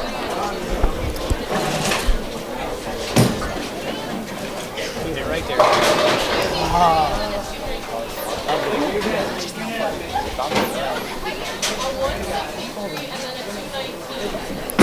Joseph down on his 133 this round, 151 first round. Well, if you didn't see that, Madison Horn just made about as close a shot to the 4-6 as you can get without getting one of them. Just missed the 6 pin.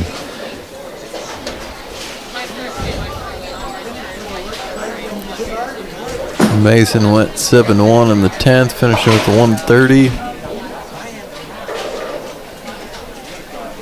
Also down, had 168 in the first.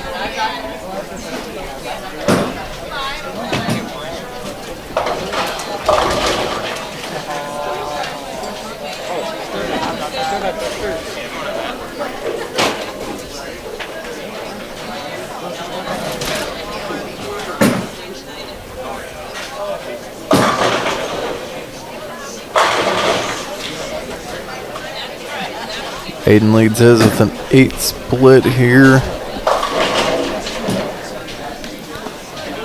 Takes out one of them.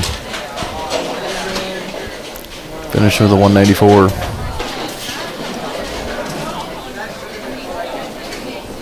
Looked a little disappointed, but had 152 the first round, so did improve.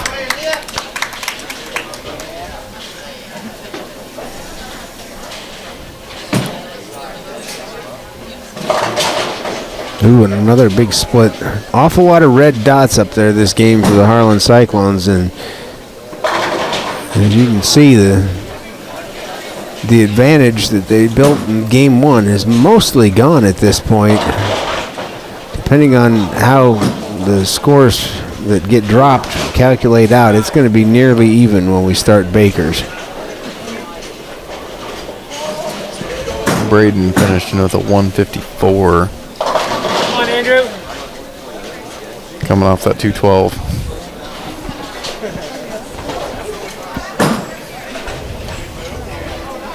Yeah, Sydney O'Neill cleans it up, covers a 10 pin.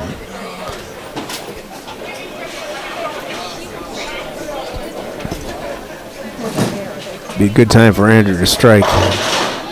Goes Brooklyn, leaves a 6-pin. Anna covers hers. So Lilly Hagerty shot 160, coming off of a 158 game the first game. That's pretty solid bowling.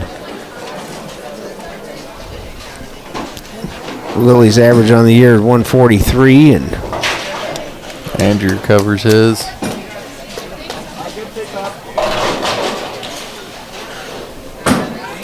keep in mind the averages we're talking about are the varsity averages, because that's what's up on Iowa Quick Stats, so that's what I had access to. But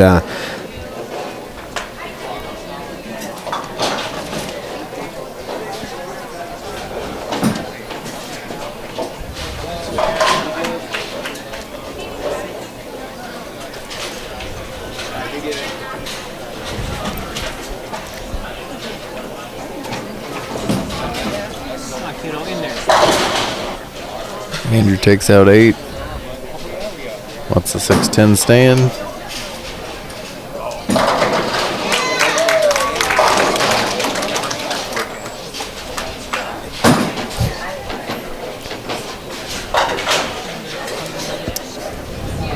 Andrew finishes with a 153.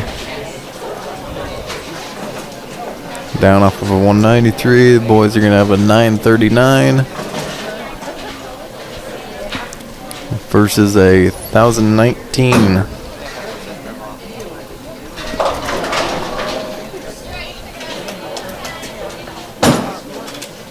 well, if we counted all 6 scores, the boys would have a 17-pin lead, but we just don't know what the drop is. Looks like we're going to be dropping a 284 series, but I'm not sure what they're going to be dropping. I guess we'll find out, but it's going to be very, very close no matter what. And now the key is we got a fairly long wait for the boys before the Bakers start as we do our senior night introductions, so they're going to have to keep sharp and keep moving around, because there will be no warm-up shots before Bakers, so they'll have to be ready to go when the time comes. Our JVs are both done, and looking over there, it looks like the well, it looks like it was 4 on 5, so I really don't know exactly where they're at as far as the scores. It look like we were short a bowler too, so I don't know what they're going to be dropping or not, but looks pretty competitive. Hannah finished hers with the 136, had a 143 the first round. Then we have Sophie with a 150. She did have a 191 hour first round. And Madison finishing with that 148.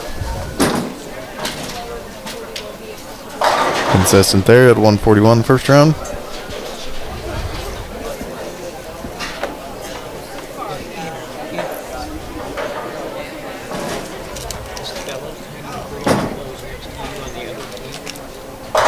Big strike there for Ania. It makes it to the pins.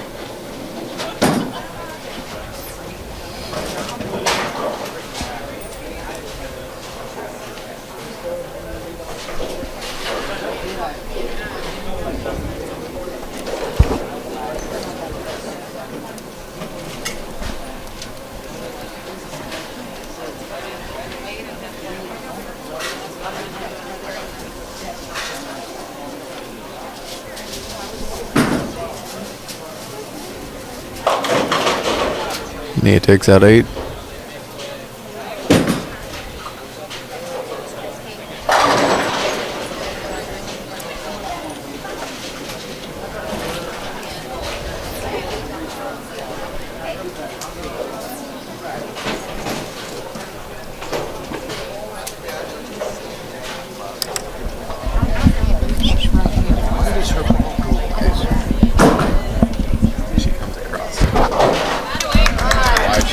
Against herself.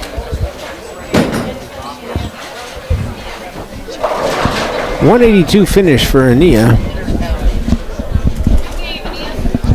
Nia finishing with a 182. Much improvement over 136. No, and no luck there for Sydney as she leaves the 5-7.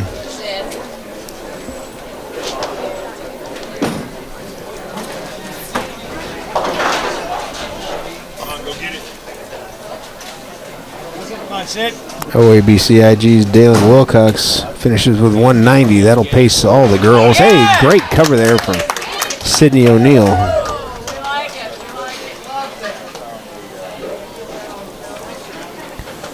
Oh, I forgot. Sophia had 191 the first game, so I guess that is Sophia's going to be the high scorer of the singles.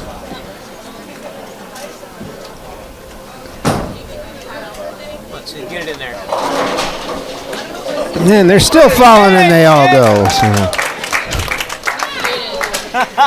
Finishes 155. So we're going to be dropping 279. So the girls are at least 200 pins ahead going into Baker. So that's a pretty solid lead. The boys, on the other hand, are in a real dogfight, so we'll see what happens. But we're going to have our senior night. We're going to turn over the microphone to assistant coach Thomas Kurtz.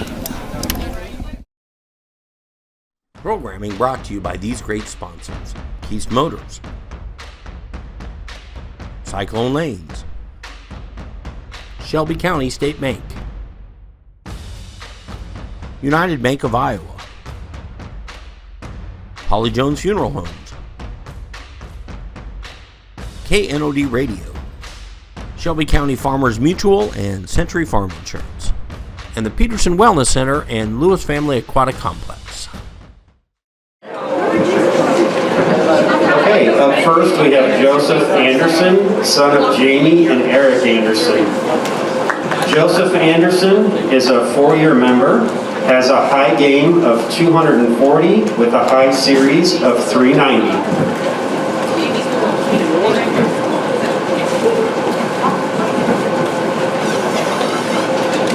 Up next, we have Jason Anderson, son of Tammy Larson.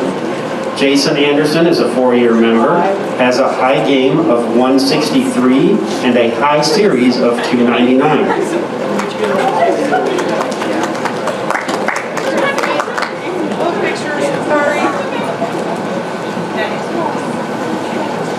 Up next, we have Samantha Funky, daughter of Janelle and Larry Funky, who could not be here tonight, so she will be walked down by her sister, Alyssa Funky. Samantha Funky is a 4-year member, has a high game of 185 and a high series of 357.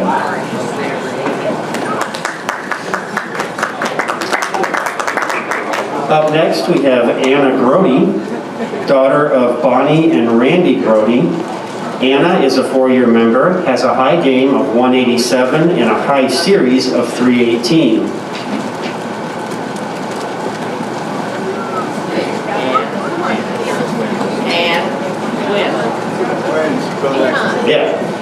And also we have her sister, twin sister, Sophia Grody. And Sophia has a 4-year member and has a high game of 191 and a high series of 355.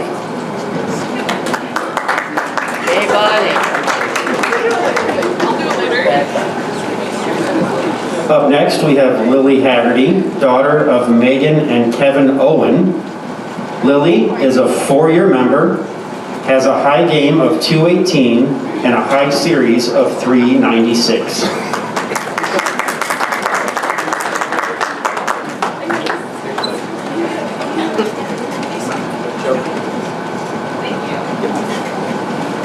Madison Horn is next, daughter of Kylie Stahl and John Horn. Madison is a 4-year member, has a high game of 214 and a high series of 405.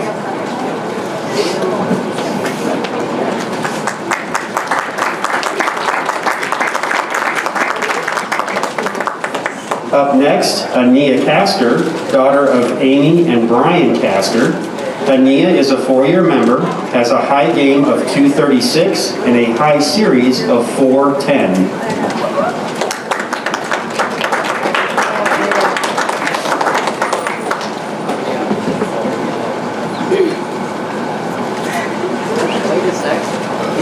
we have Sydney O'Neill, daughter of Jennifer and Tim O'Neill. Sydney is a 4-year member, has a high game of 256 and a high series of 417.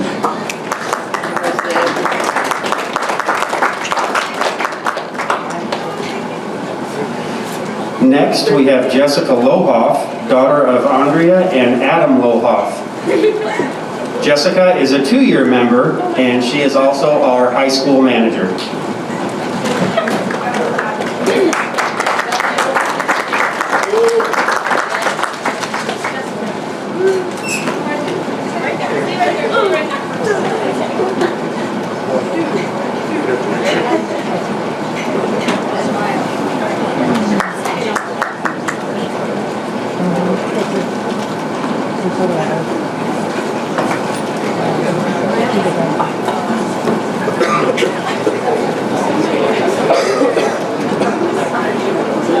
Good luck in your future endeavors, seniors, and we will miss you.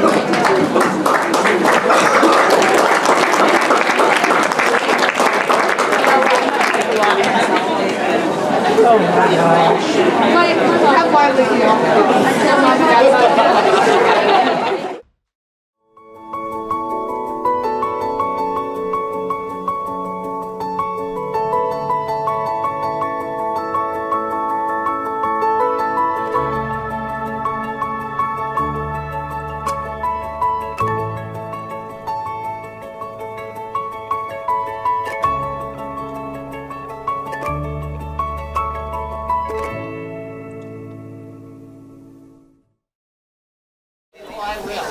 All right, well, as we get ready for our Baker format, for those of you that haven't seen it before, basically 5 bowlers will bowl one game. The first bowler will bowl the first frame in the 6th. The second bowler will bowl the second frame in the 7th, and so forth to make up the game.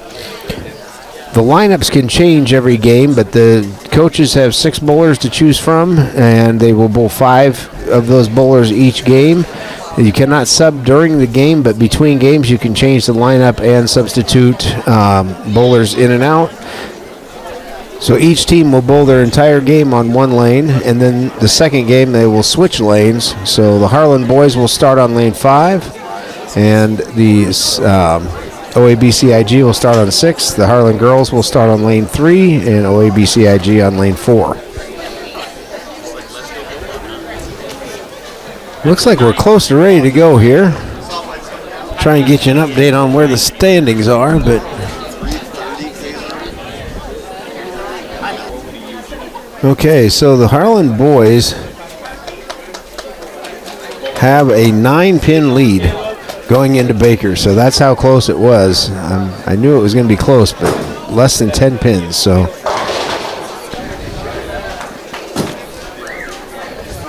And it looks like the girls have a 212-pin lead. So girls are in a little bit better shape going into the Baker format, but as we remember last week, the boys came together and shot a great big game early in Baker and really put it away. So see if they can do that tonight.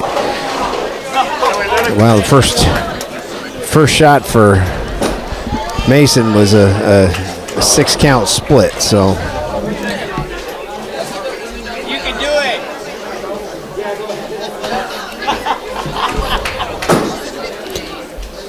Lilly led the girls off with a strike.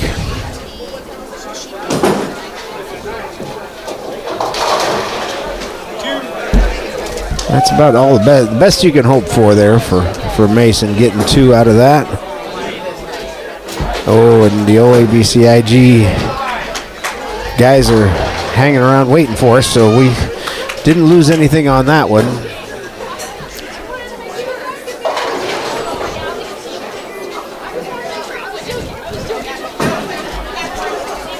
10-pin for Sophia. 8-count for Aiden, leaving the 3-9. By the way, if you're wondering, my partner is sampling the local cuisine, and he'll be joining us shortly with a review.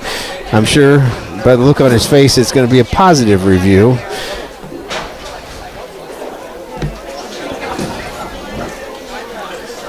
Great spare from Aiden, covers the 3-9.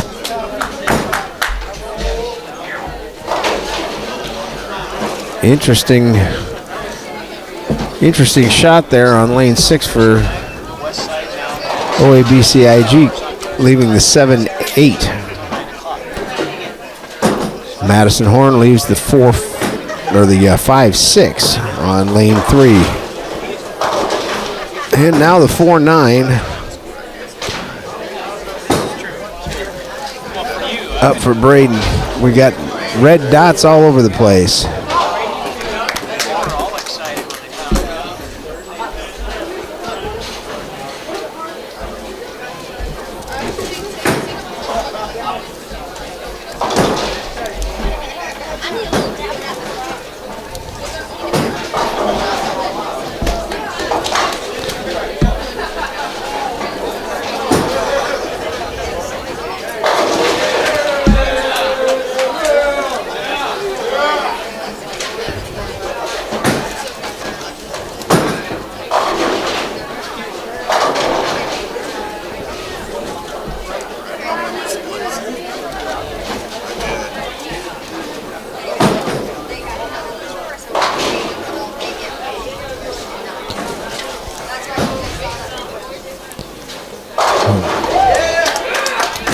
See if Andrew can right the ship here.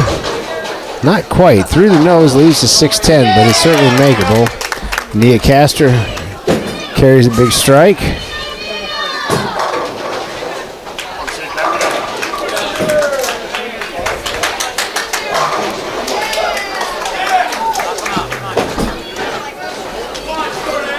Andrew covers it up. Looks like he kind of dropped that one, and there's a double for Sydney and the Harlan Cyclones. They needed that just to keep pace with the OABCIG girls.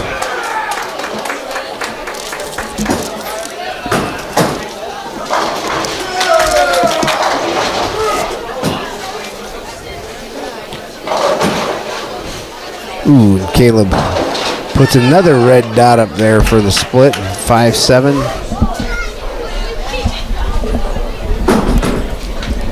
Lilly leaving a 4-pin. Good count on the double, though. Oh, and OABCIG throws another double. This time on the boys' side. This will be a big cover for Caleb, but yeah, it's a little too much of the 5-pin.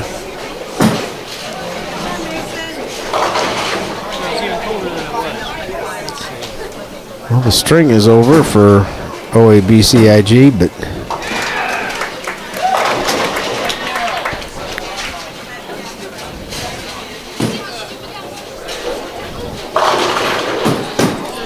oh, and a late fall for Mason carries the Brooklyn.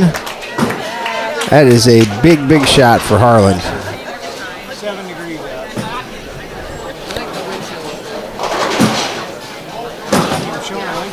Aiden really needs a double here to capitalize on it. OABC about finished with hers. Oh no. That is the 4th split for Harlan this game.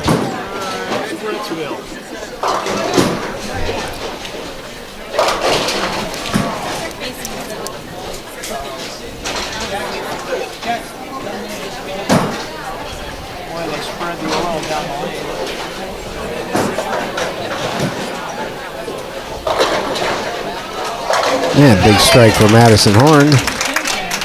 Aiden picks up 1.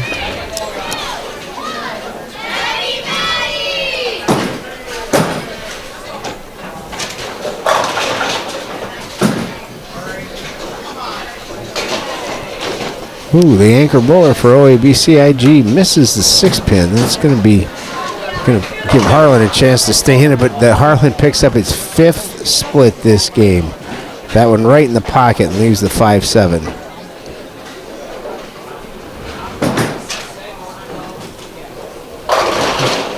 I need to get an 8 on her throw, leaving the 6-10.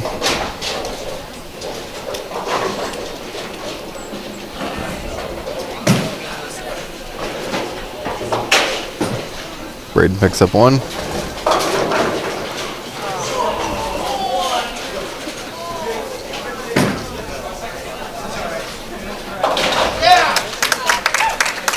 And Nia covers the spare.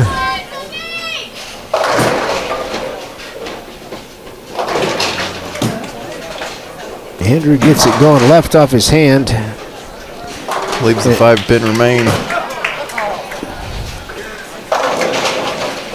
Oh, and there's another split on the girls' side with a 4-9 for Sydney O'Neill.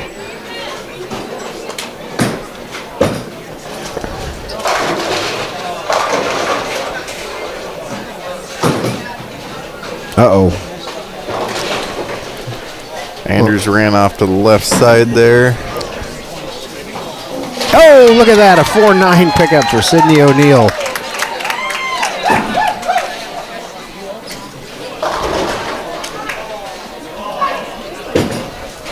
Boys finish with a 126 to a 161. Not helping out their slight lead. Yeah, I think their slight lead has evaporated. The girls continue to bowl very well and shoot 172 and pick up another 31 pins. Boys need to put that one behind them and need to start breaking up some of those splits.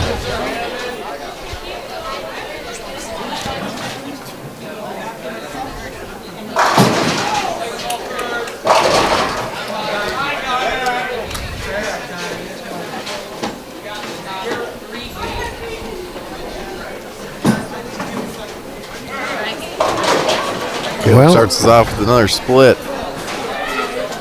We got the 6-10-7.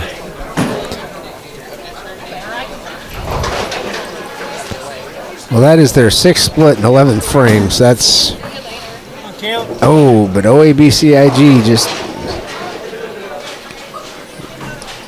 Missed the 5. missed the 5-pin and keeps us hanging around.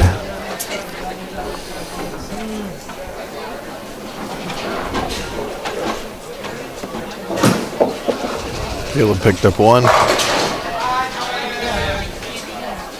Falcons with the same shot. Leave the 5-pin. Let's see if he can pick it up, though.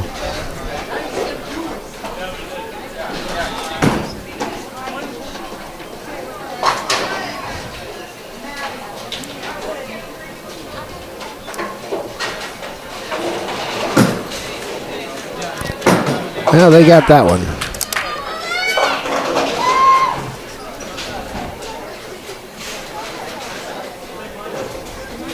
Looks like we sub Joseph in this round. And carries a Brooklyn. Nice, Joe. Nice ball. Good way to start your Way to go, kiddo. Baker round. Lily took 6 on her throw.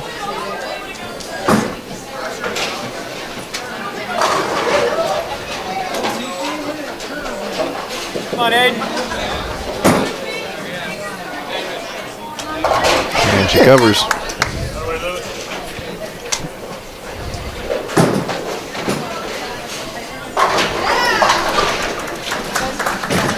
Aiden loses it a bit to the right, ends up with a washout.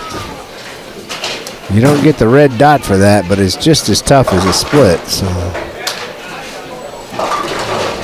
He's had it a couple times tonight already, though. And he's picked it up.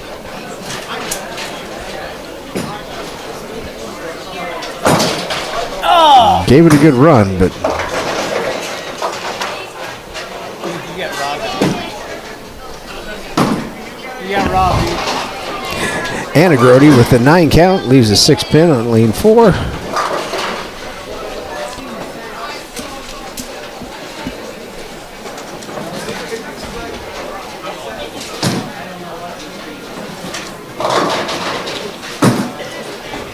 Braden gets 9, leaves the 4-pin.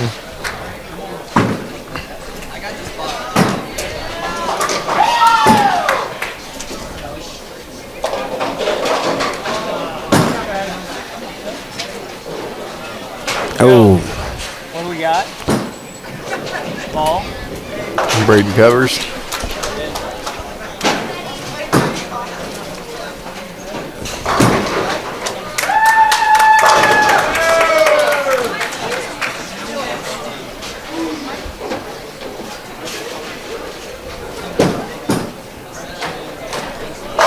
Andrew with the strike.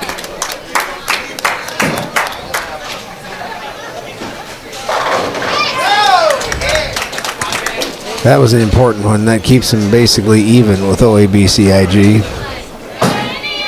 Ooh. The Falcons dropped one off in the gutter.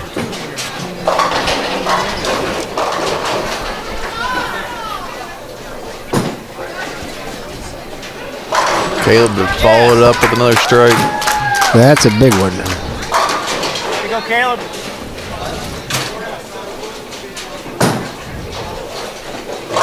Okay, Joe. As the Falcons fail to convert, that's going to be a big shift on this game, which last time up, Joseph threw a nice Brooklyn. Let's see if he can do it again.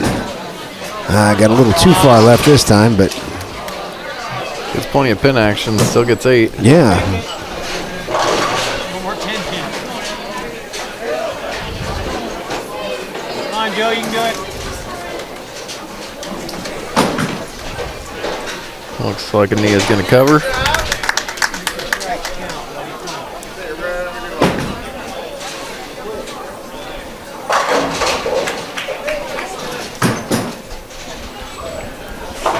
Joseph takes care of 1. That's a tough one to get that 8 pin out of the back without any other pins to drive through it.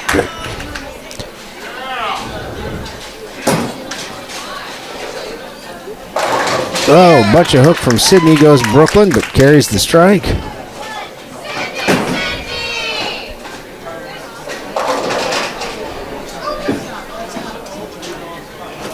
Hayden brings us back with another strike.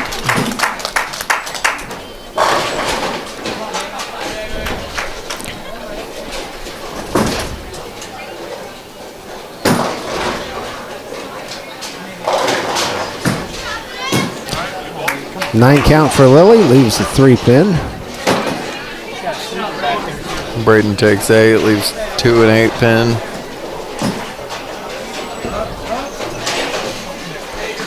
See if he can go straight through these two. OABCIG is struggling on the left lane just like we did the previous game. Kind of like last week. It seems like one lane's always a little better than the other, but last week the left lane was good and the right lane was tough, and this week it seems to be the opposite. Braden powers through, picks up both his. Good shot, dude.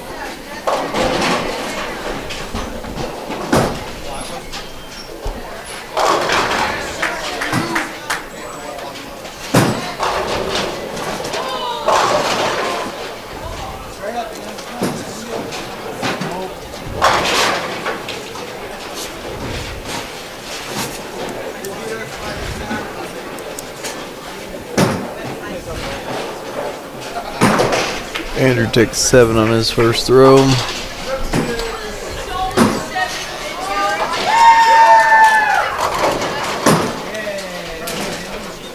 Got a 1-3-8 pickup. Takes care of the front 2. Oh, just misses the 8 in the back, so.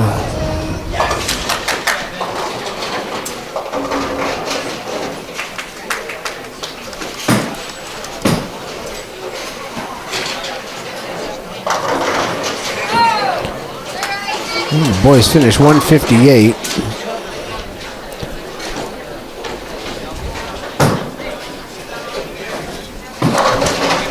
Improvement from last time.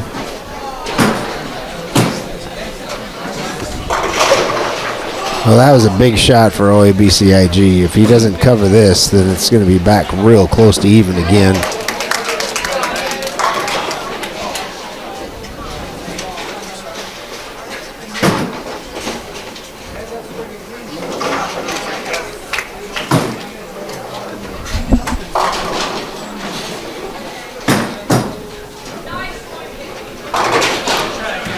Leaves them both. 137.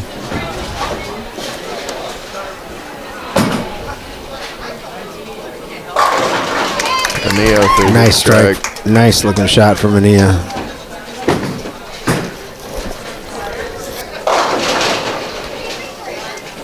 And I think the boys are back in the single digits as far as the lead goes. I think the OABCIG may be up about 4 pins, but ooh, and a big double there from Sydney.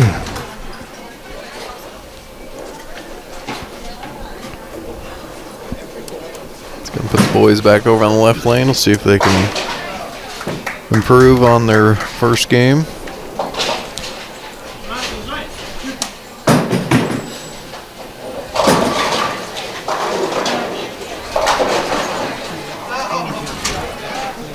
Nine pins for Sydney, leaving the 10.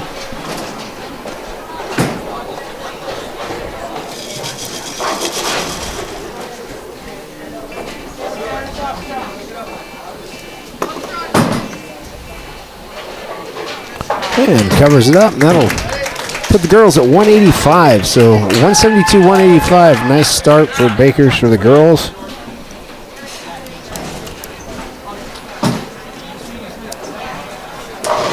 Caleb starts us with a strike.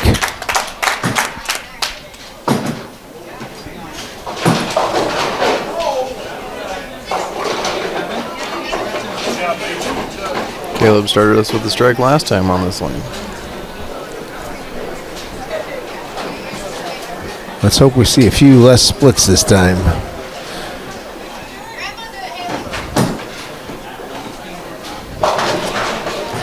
Well, I think we jinxed it. I'm not taking responsibility. But there's splits up all around on OABCIG and on Harlan's side, so. Normally we wouldn't say anything, so I feel like we almost are jinxing it, but we're commentating it, so yeah. kind of have to. Yeah, well, on the strike, that was important to get one because it counts as 2, so.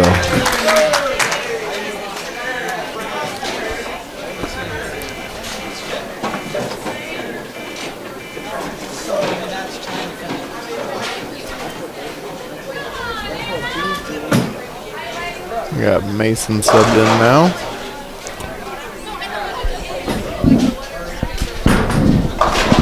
Picks up 7.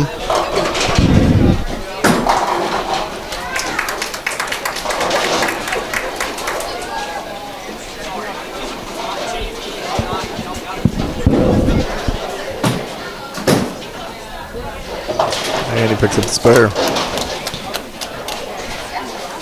We like the look of it. He didn't look quite so confident. Traveled right down through there. Sophia's got a big mess up there. I'm not sure what happened, but she left the 3-4-7-9.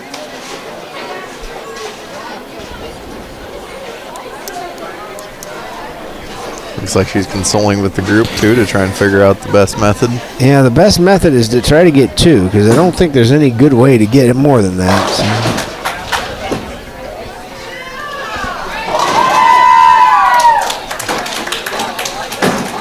Andrew gets 7, leaves the 2-4-5. At least it's now a split.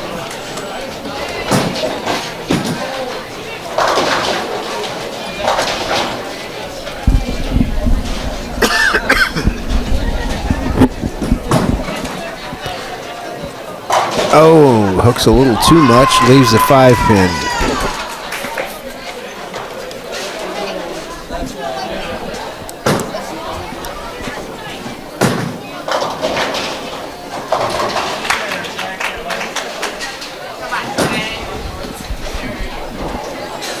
I think I misspoke earlier and got Sophia and Anna mixed up. They are twins, so that's fair.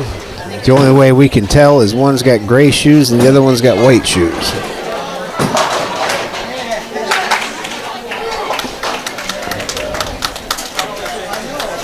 She didn't manage to pick anything up though on that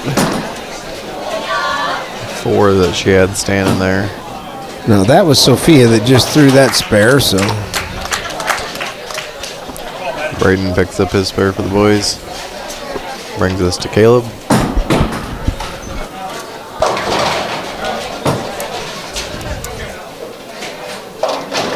Madison with a 6-7-10 split. Caleb will strike.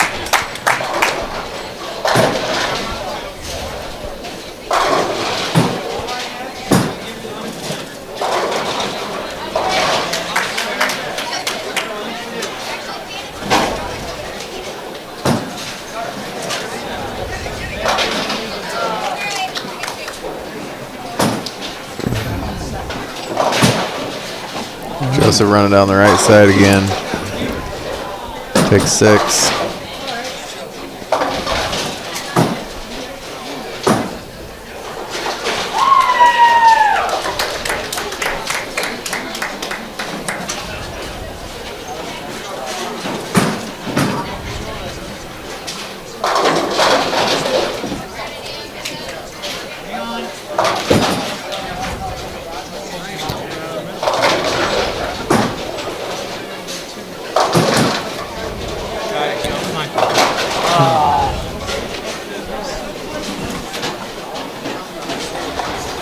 Joseph picked up 2.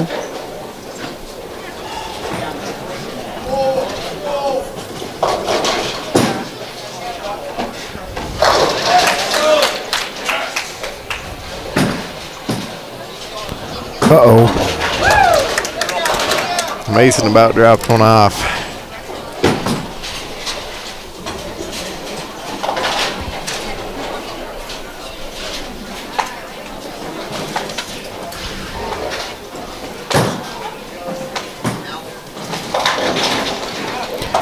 And Sydney breaks up the split, leaves just the 6-pin. OABCIG anchor bowler has got the first 2 in the 10th. Oh, Mason just misses the 3-pin. So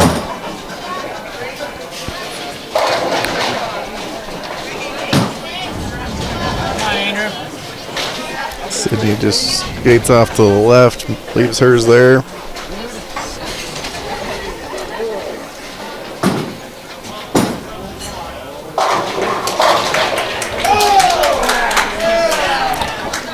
the backdoor strike for OABCIG finished them 166. Harlan could still catch them and win this game, but they're going to need to strike out to do it. And that's Andrews looking like he's getting a little too much hook on the ball.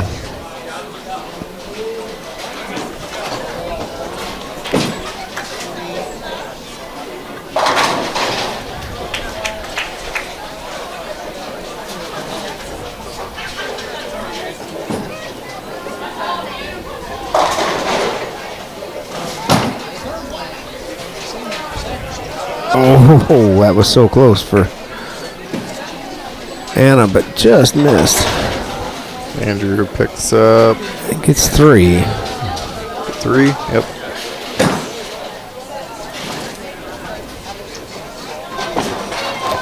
Up to Braden to stop the bleeding and get a mark here.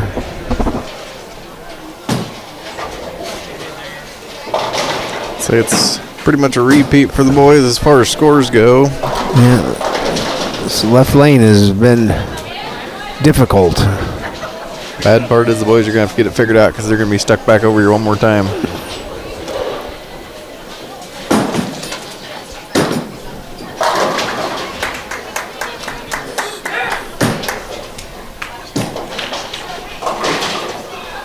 Braden picks his up. Sophia spares in the 7th. Girls are definitely dropping off a little bit this game, but they're still keeping pace with OABCIG, and they've got a really big lead at this point. So.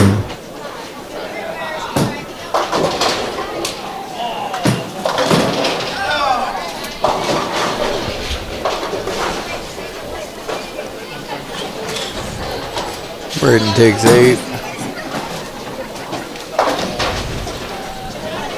136 for the boys, so that'll be a 30-pin loss. So they're still within 40 pins, and we can certainly make that up in one game. So we got 2 games to go. Harlan back on their favorite of the 2 lanes. They're going to have to make up some lost points here. They're going to need it when they get put back over into the left lane for the 5th game. Programming brought to you by these great sponsors: Keast Motors, Cyclone Lanes, Shelby County State Bank, United Bank of Iowa, Holly Jones Funeral Homes, KNOD Radio, Shelby County Farmers Mutual and Century Farm Insurance, and the Peterson Wellness Center and Lewis Family Aquatic Complex.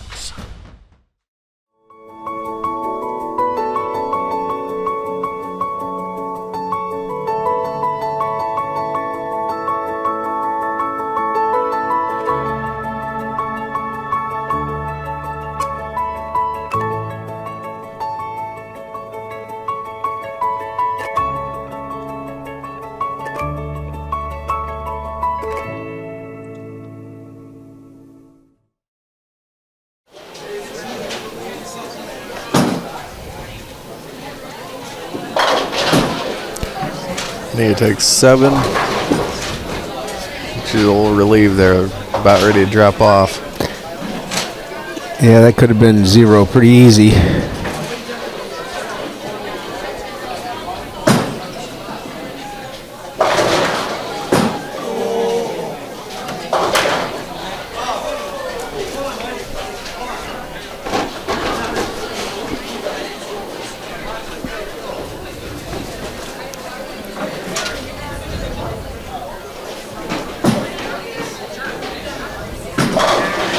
Another leadoff strike for Caleb Smith. Good spare there for Ania.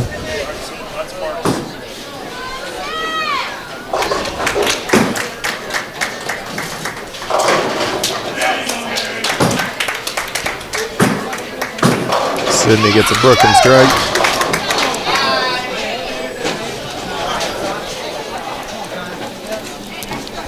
Falcon girls finished with the 123 that round.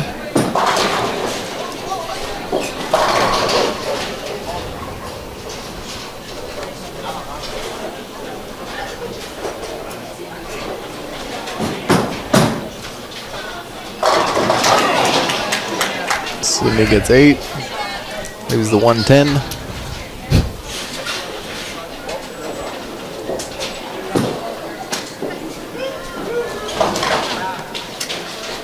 Mason picks up 1. Ooh, the chop. That's...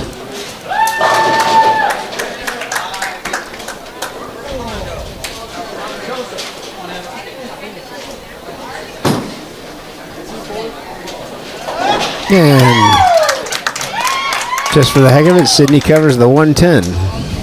So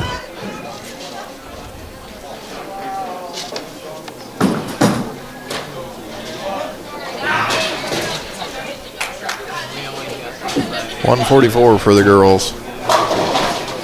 oh, and Aiden gets really unlucky break and leaves the 810.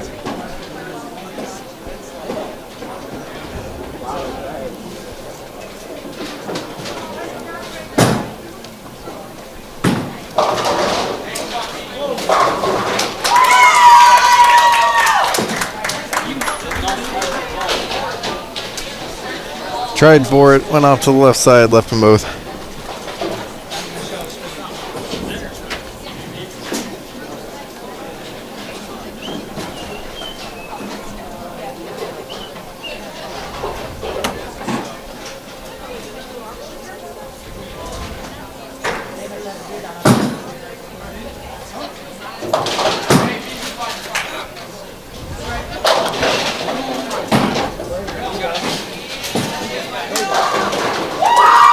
Andrew moves clear to the outside, gets a nice looking strike.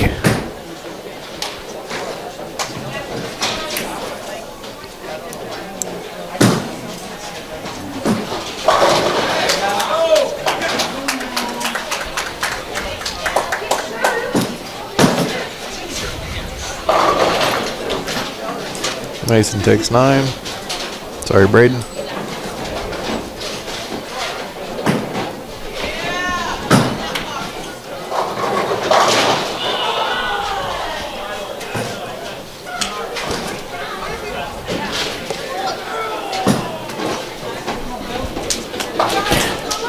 Covers it.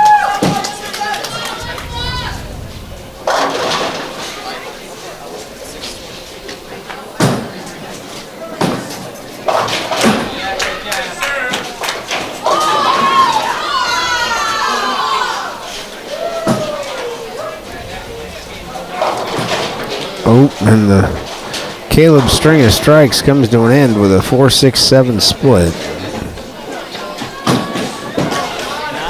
But Falcon drop one off. Help the boys out.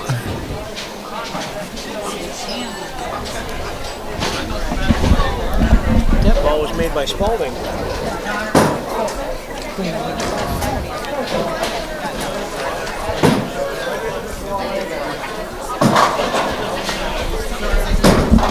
Oh, good shot, Caleb. Caleb tried for it. Got two.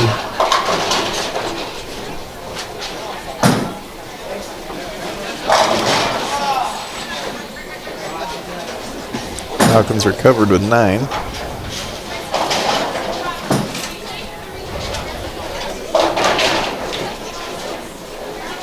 Mason takes out 8, leaves the 4-7.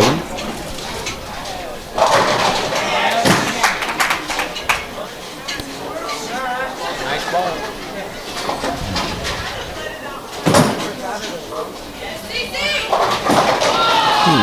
Lilly leaves a 5-pin, but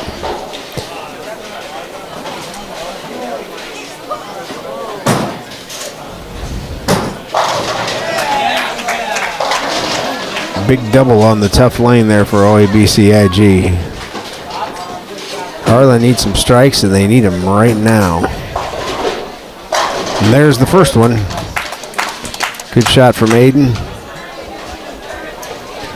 Last time up on this lane, Andrew played the extreme outside line and got it. Good looking strike. Let's see if we can do it again. That's a 3-bagger for OABCIG.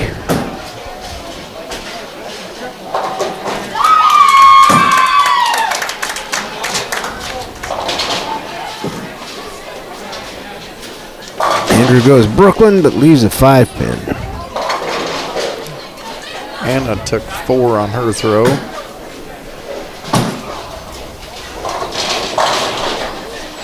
Falcons' strike streak came to an end there.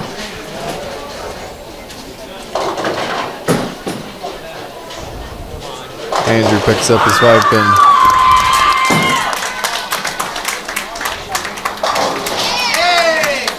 And Anna also picks up all of hers.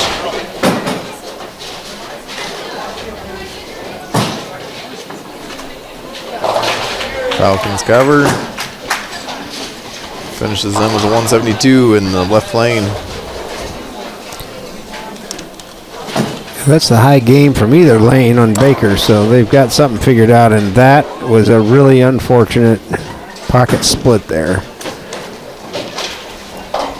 Right when Harlan really needed a strike, we got another split.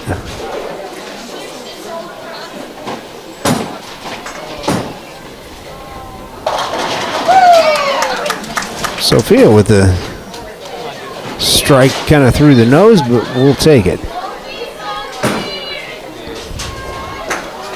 Braden picks up 1.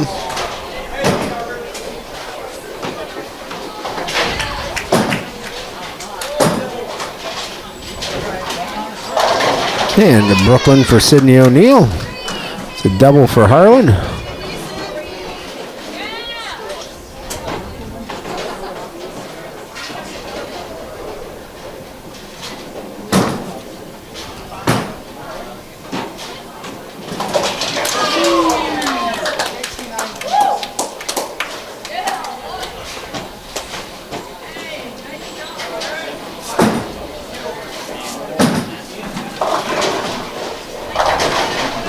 .138 for the Harlan boys. That's going to put OABCIG's lead up around that 70-ish pin range. That's going to be tough to overcome, but it could happen. But Harlan's going to have to find a big score on the left lane. Hopefully they were taking notes from what the Falcons were doing.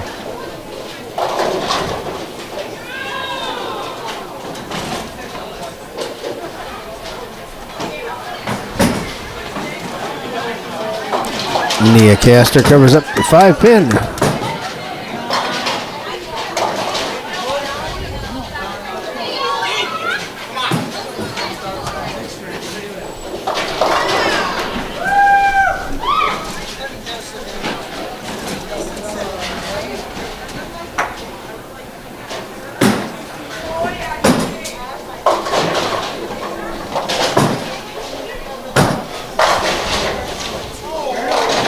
Lilly getting 3.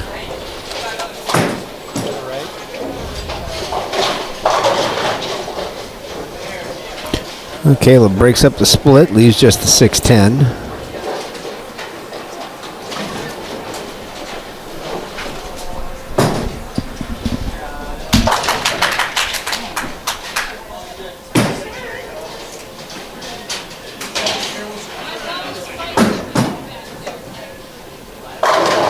Caleb covers. Opens the boys with a spare. This is where we need that 255 from last week. That'd be a really good time for that.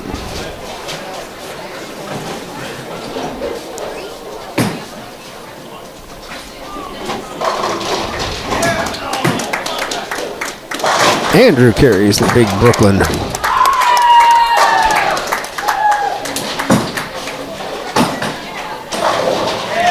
Lilly drops one off the gatter. Can't say it'll matter too much for the girls, but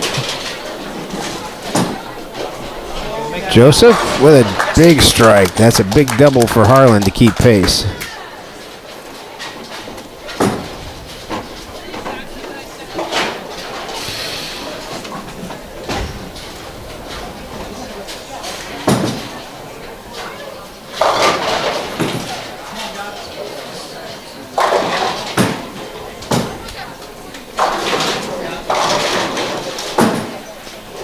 Braden gets 9. Leaves the 3-pin stand. Anna with the big Brooklyn strike.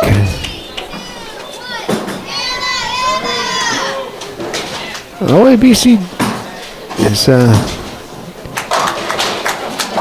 still giving us a chance, and we stayed clean through 4 frames, so big spot for Aiden Schleimer. Harlan really needs a strike.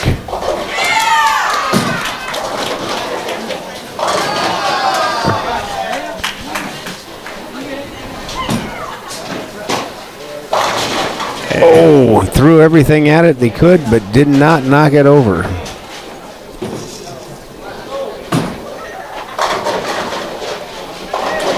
The Falcon girls finished theirs with a 132.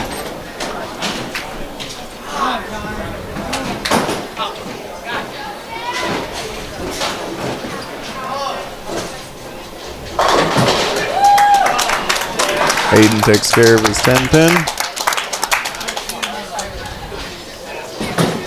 Keeps the boys alive for a little bit.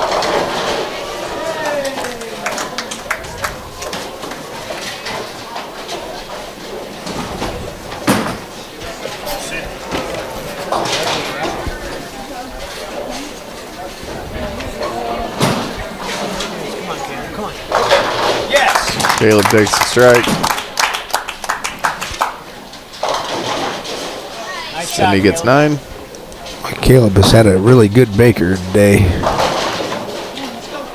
Like all strikes but one. I think all strikes but one, yeah.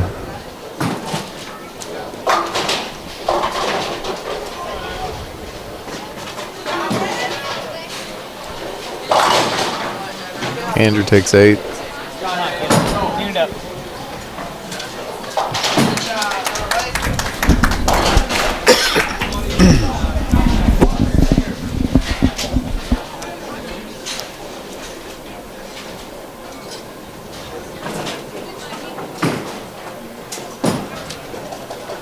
Keep it on there. Oh, just chops it off. It's Harlan's first open in this game, and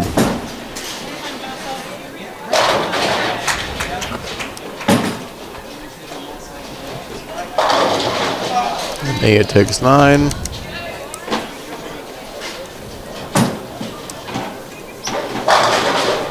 And Joseph carries the strike.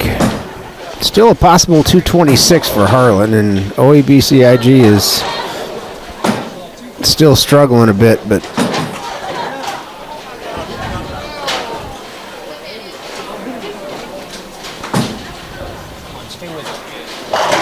okay, there's a double.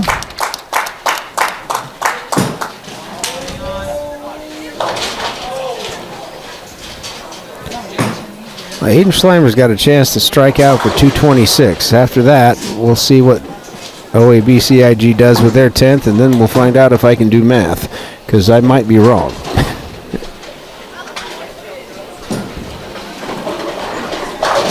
Oh my goodness. Another split for Harlan.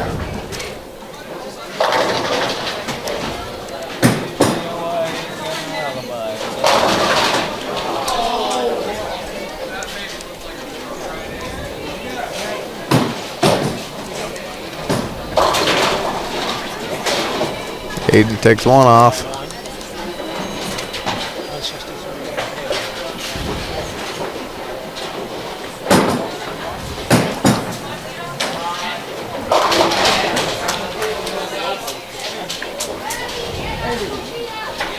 Finish with the 189. Pretty good game. Unfortunately, they needed a bit more. We'll have the totals for you here in a little bit, but Harlan is going to come up a little short on the boys' side today.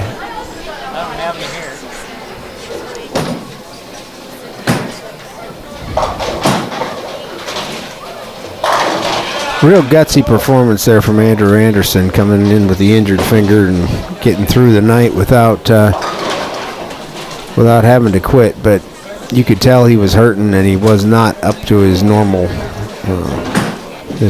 game. So.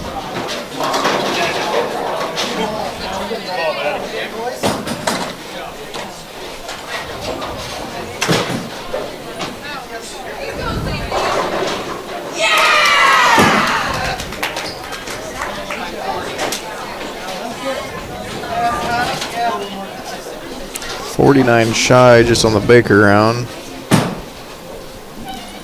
I think we said they had a 9-pin lead going into Baker, so they probably lost it by 40. Hey, Joe.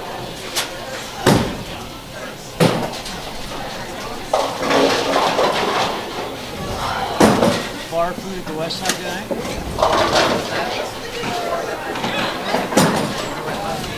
Check with Caleb and Aiden.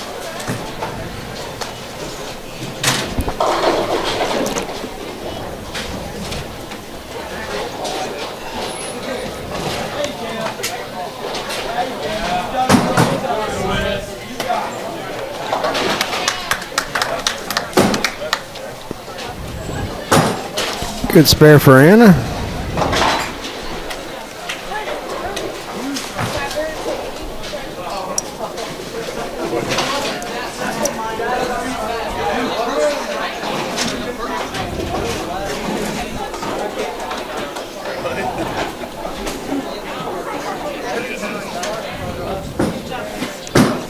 Just to put the girls' lead in context, they're up about 330 pins. So pretty good performance from the all-senior girls team today, and as you'd expect, these girls have got a lot of experience.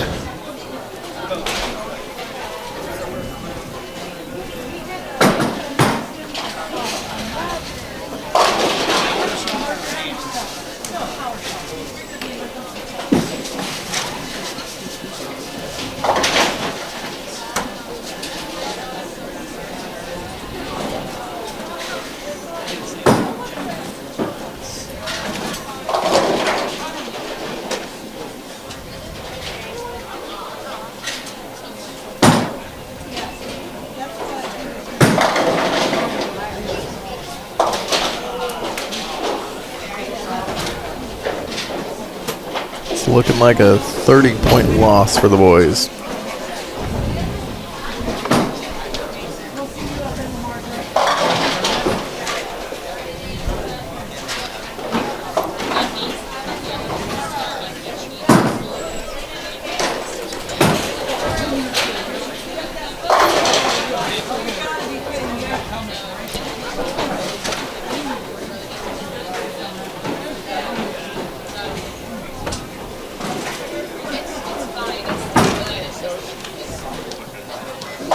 And nice cover there for Ania.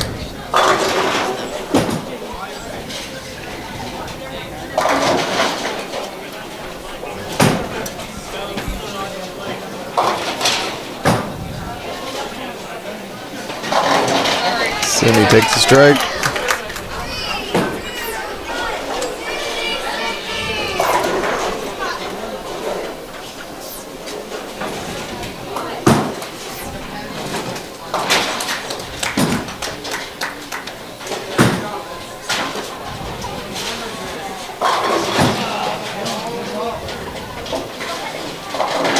Madison also gets a strike.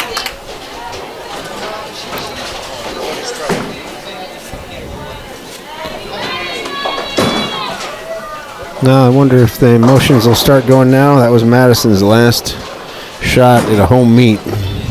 And that'll be true for all of them. All 5 of them. All 5 or all 6 of them. Somebody's already made their last shot, so.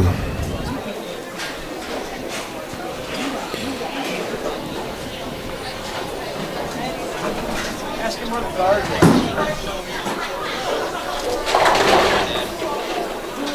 First nickel. 2 big pieces of steel like a giant pair of scissors.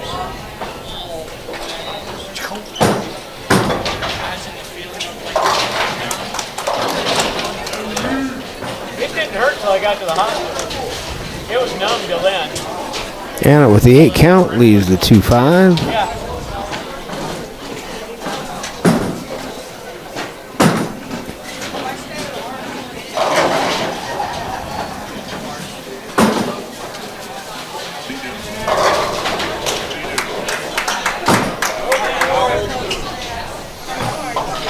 It cuts one off.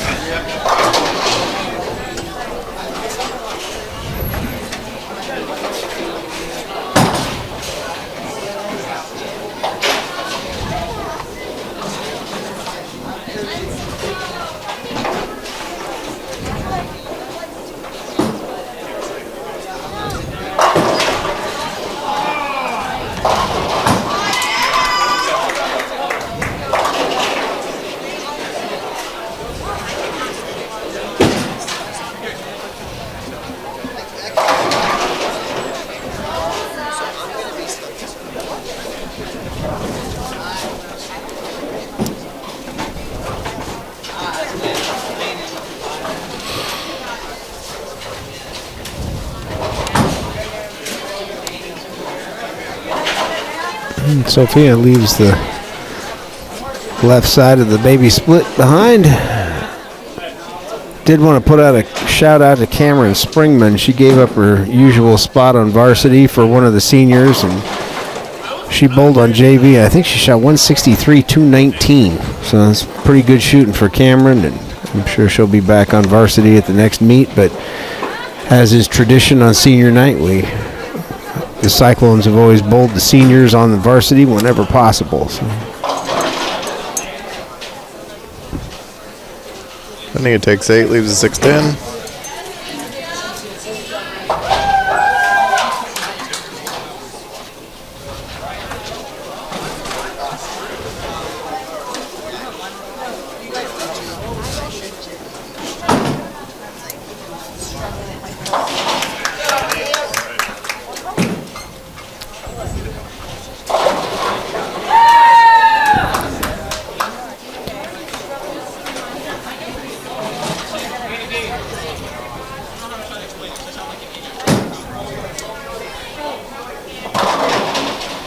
Sydney goes Brooklyn, trips out the 5-pin, leaves just the 10.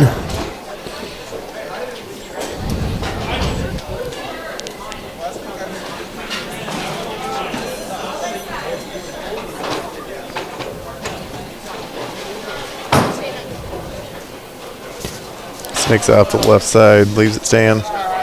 Well, pretty dominant performance from the Harlan girls today.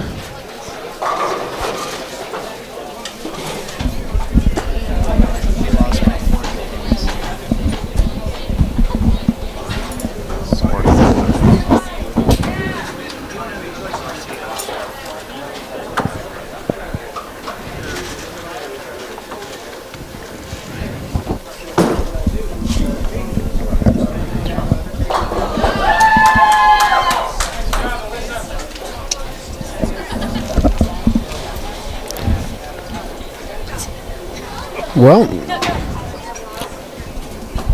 final totals will be up, but we do know the outcome. Harlan Cyclone girls win big, and the Harlan Cyclone boys are going to lose by about 40 pins, we think. And so, okay, well, I guess I do have the official final totals.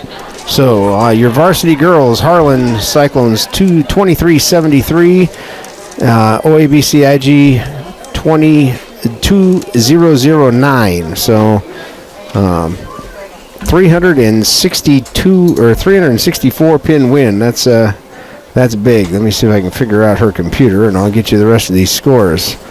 On the varsity boys side, Harlan 24.33, OABCIG 24.73. So it was in fact a 40 pin loss for Harlan. That concludes our senior night. Thanks for joining us.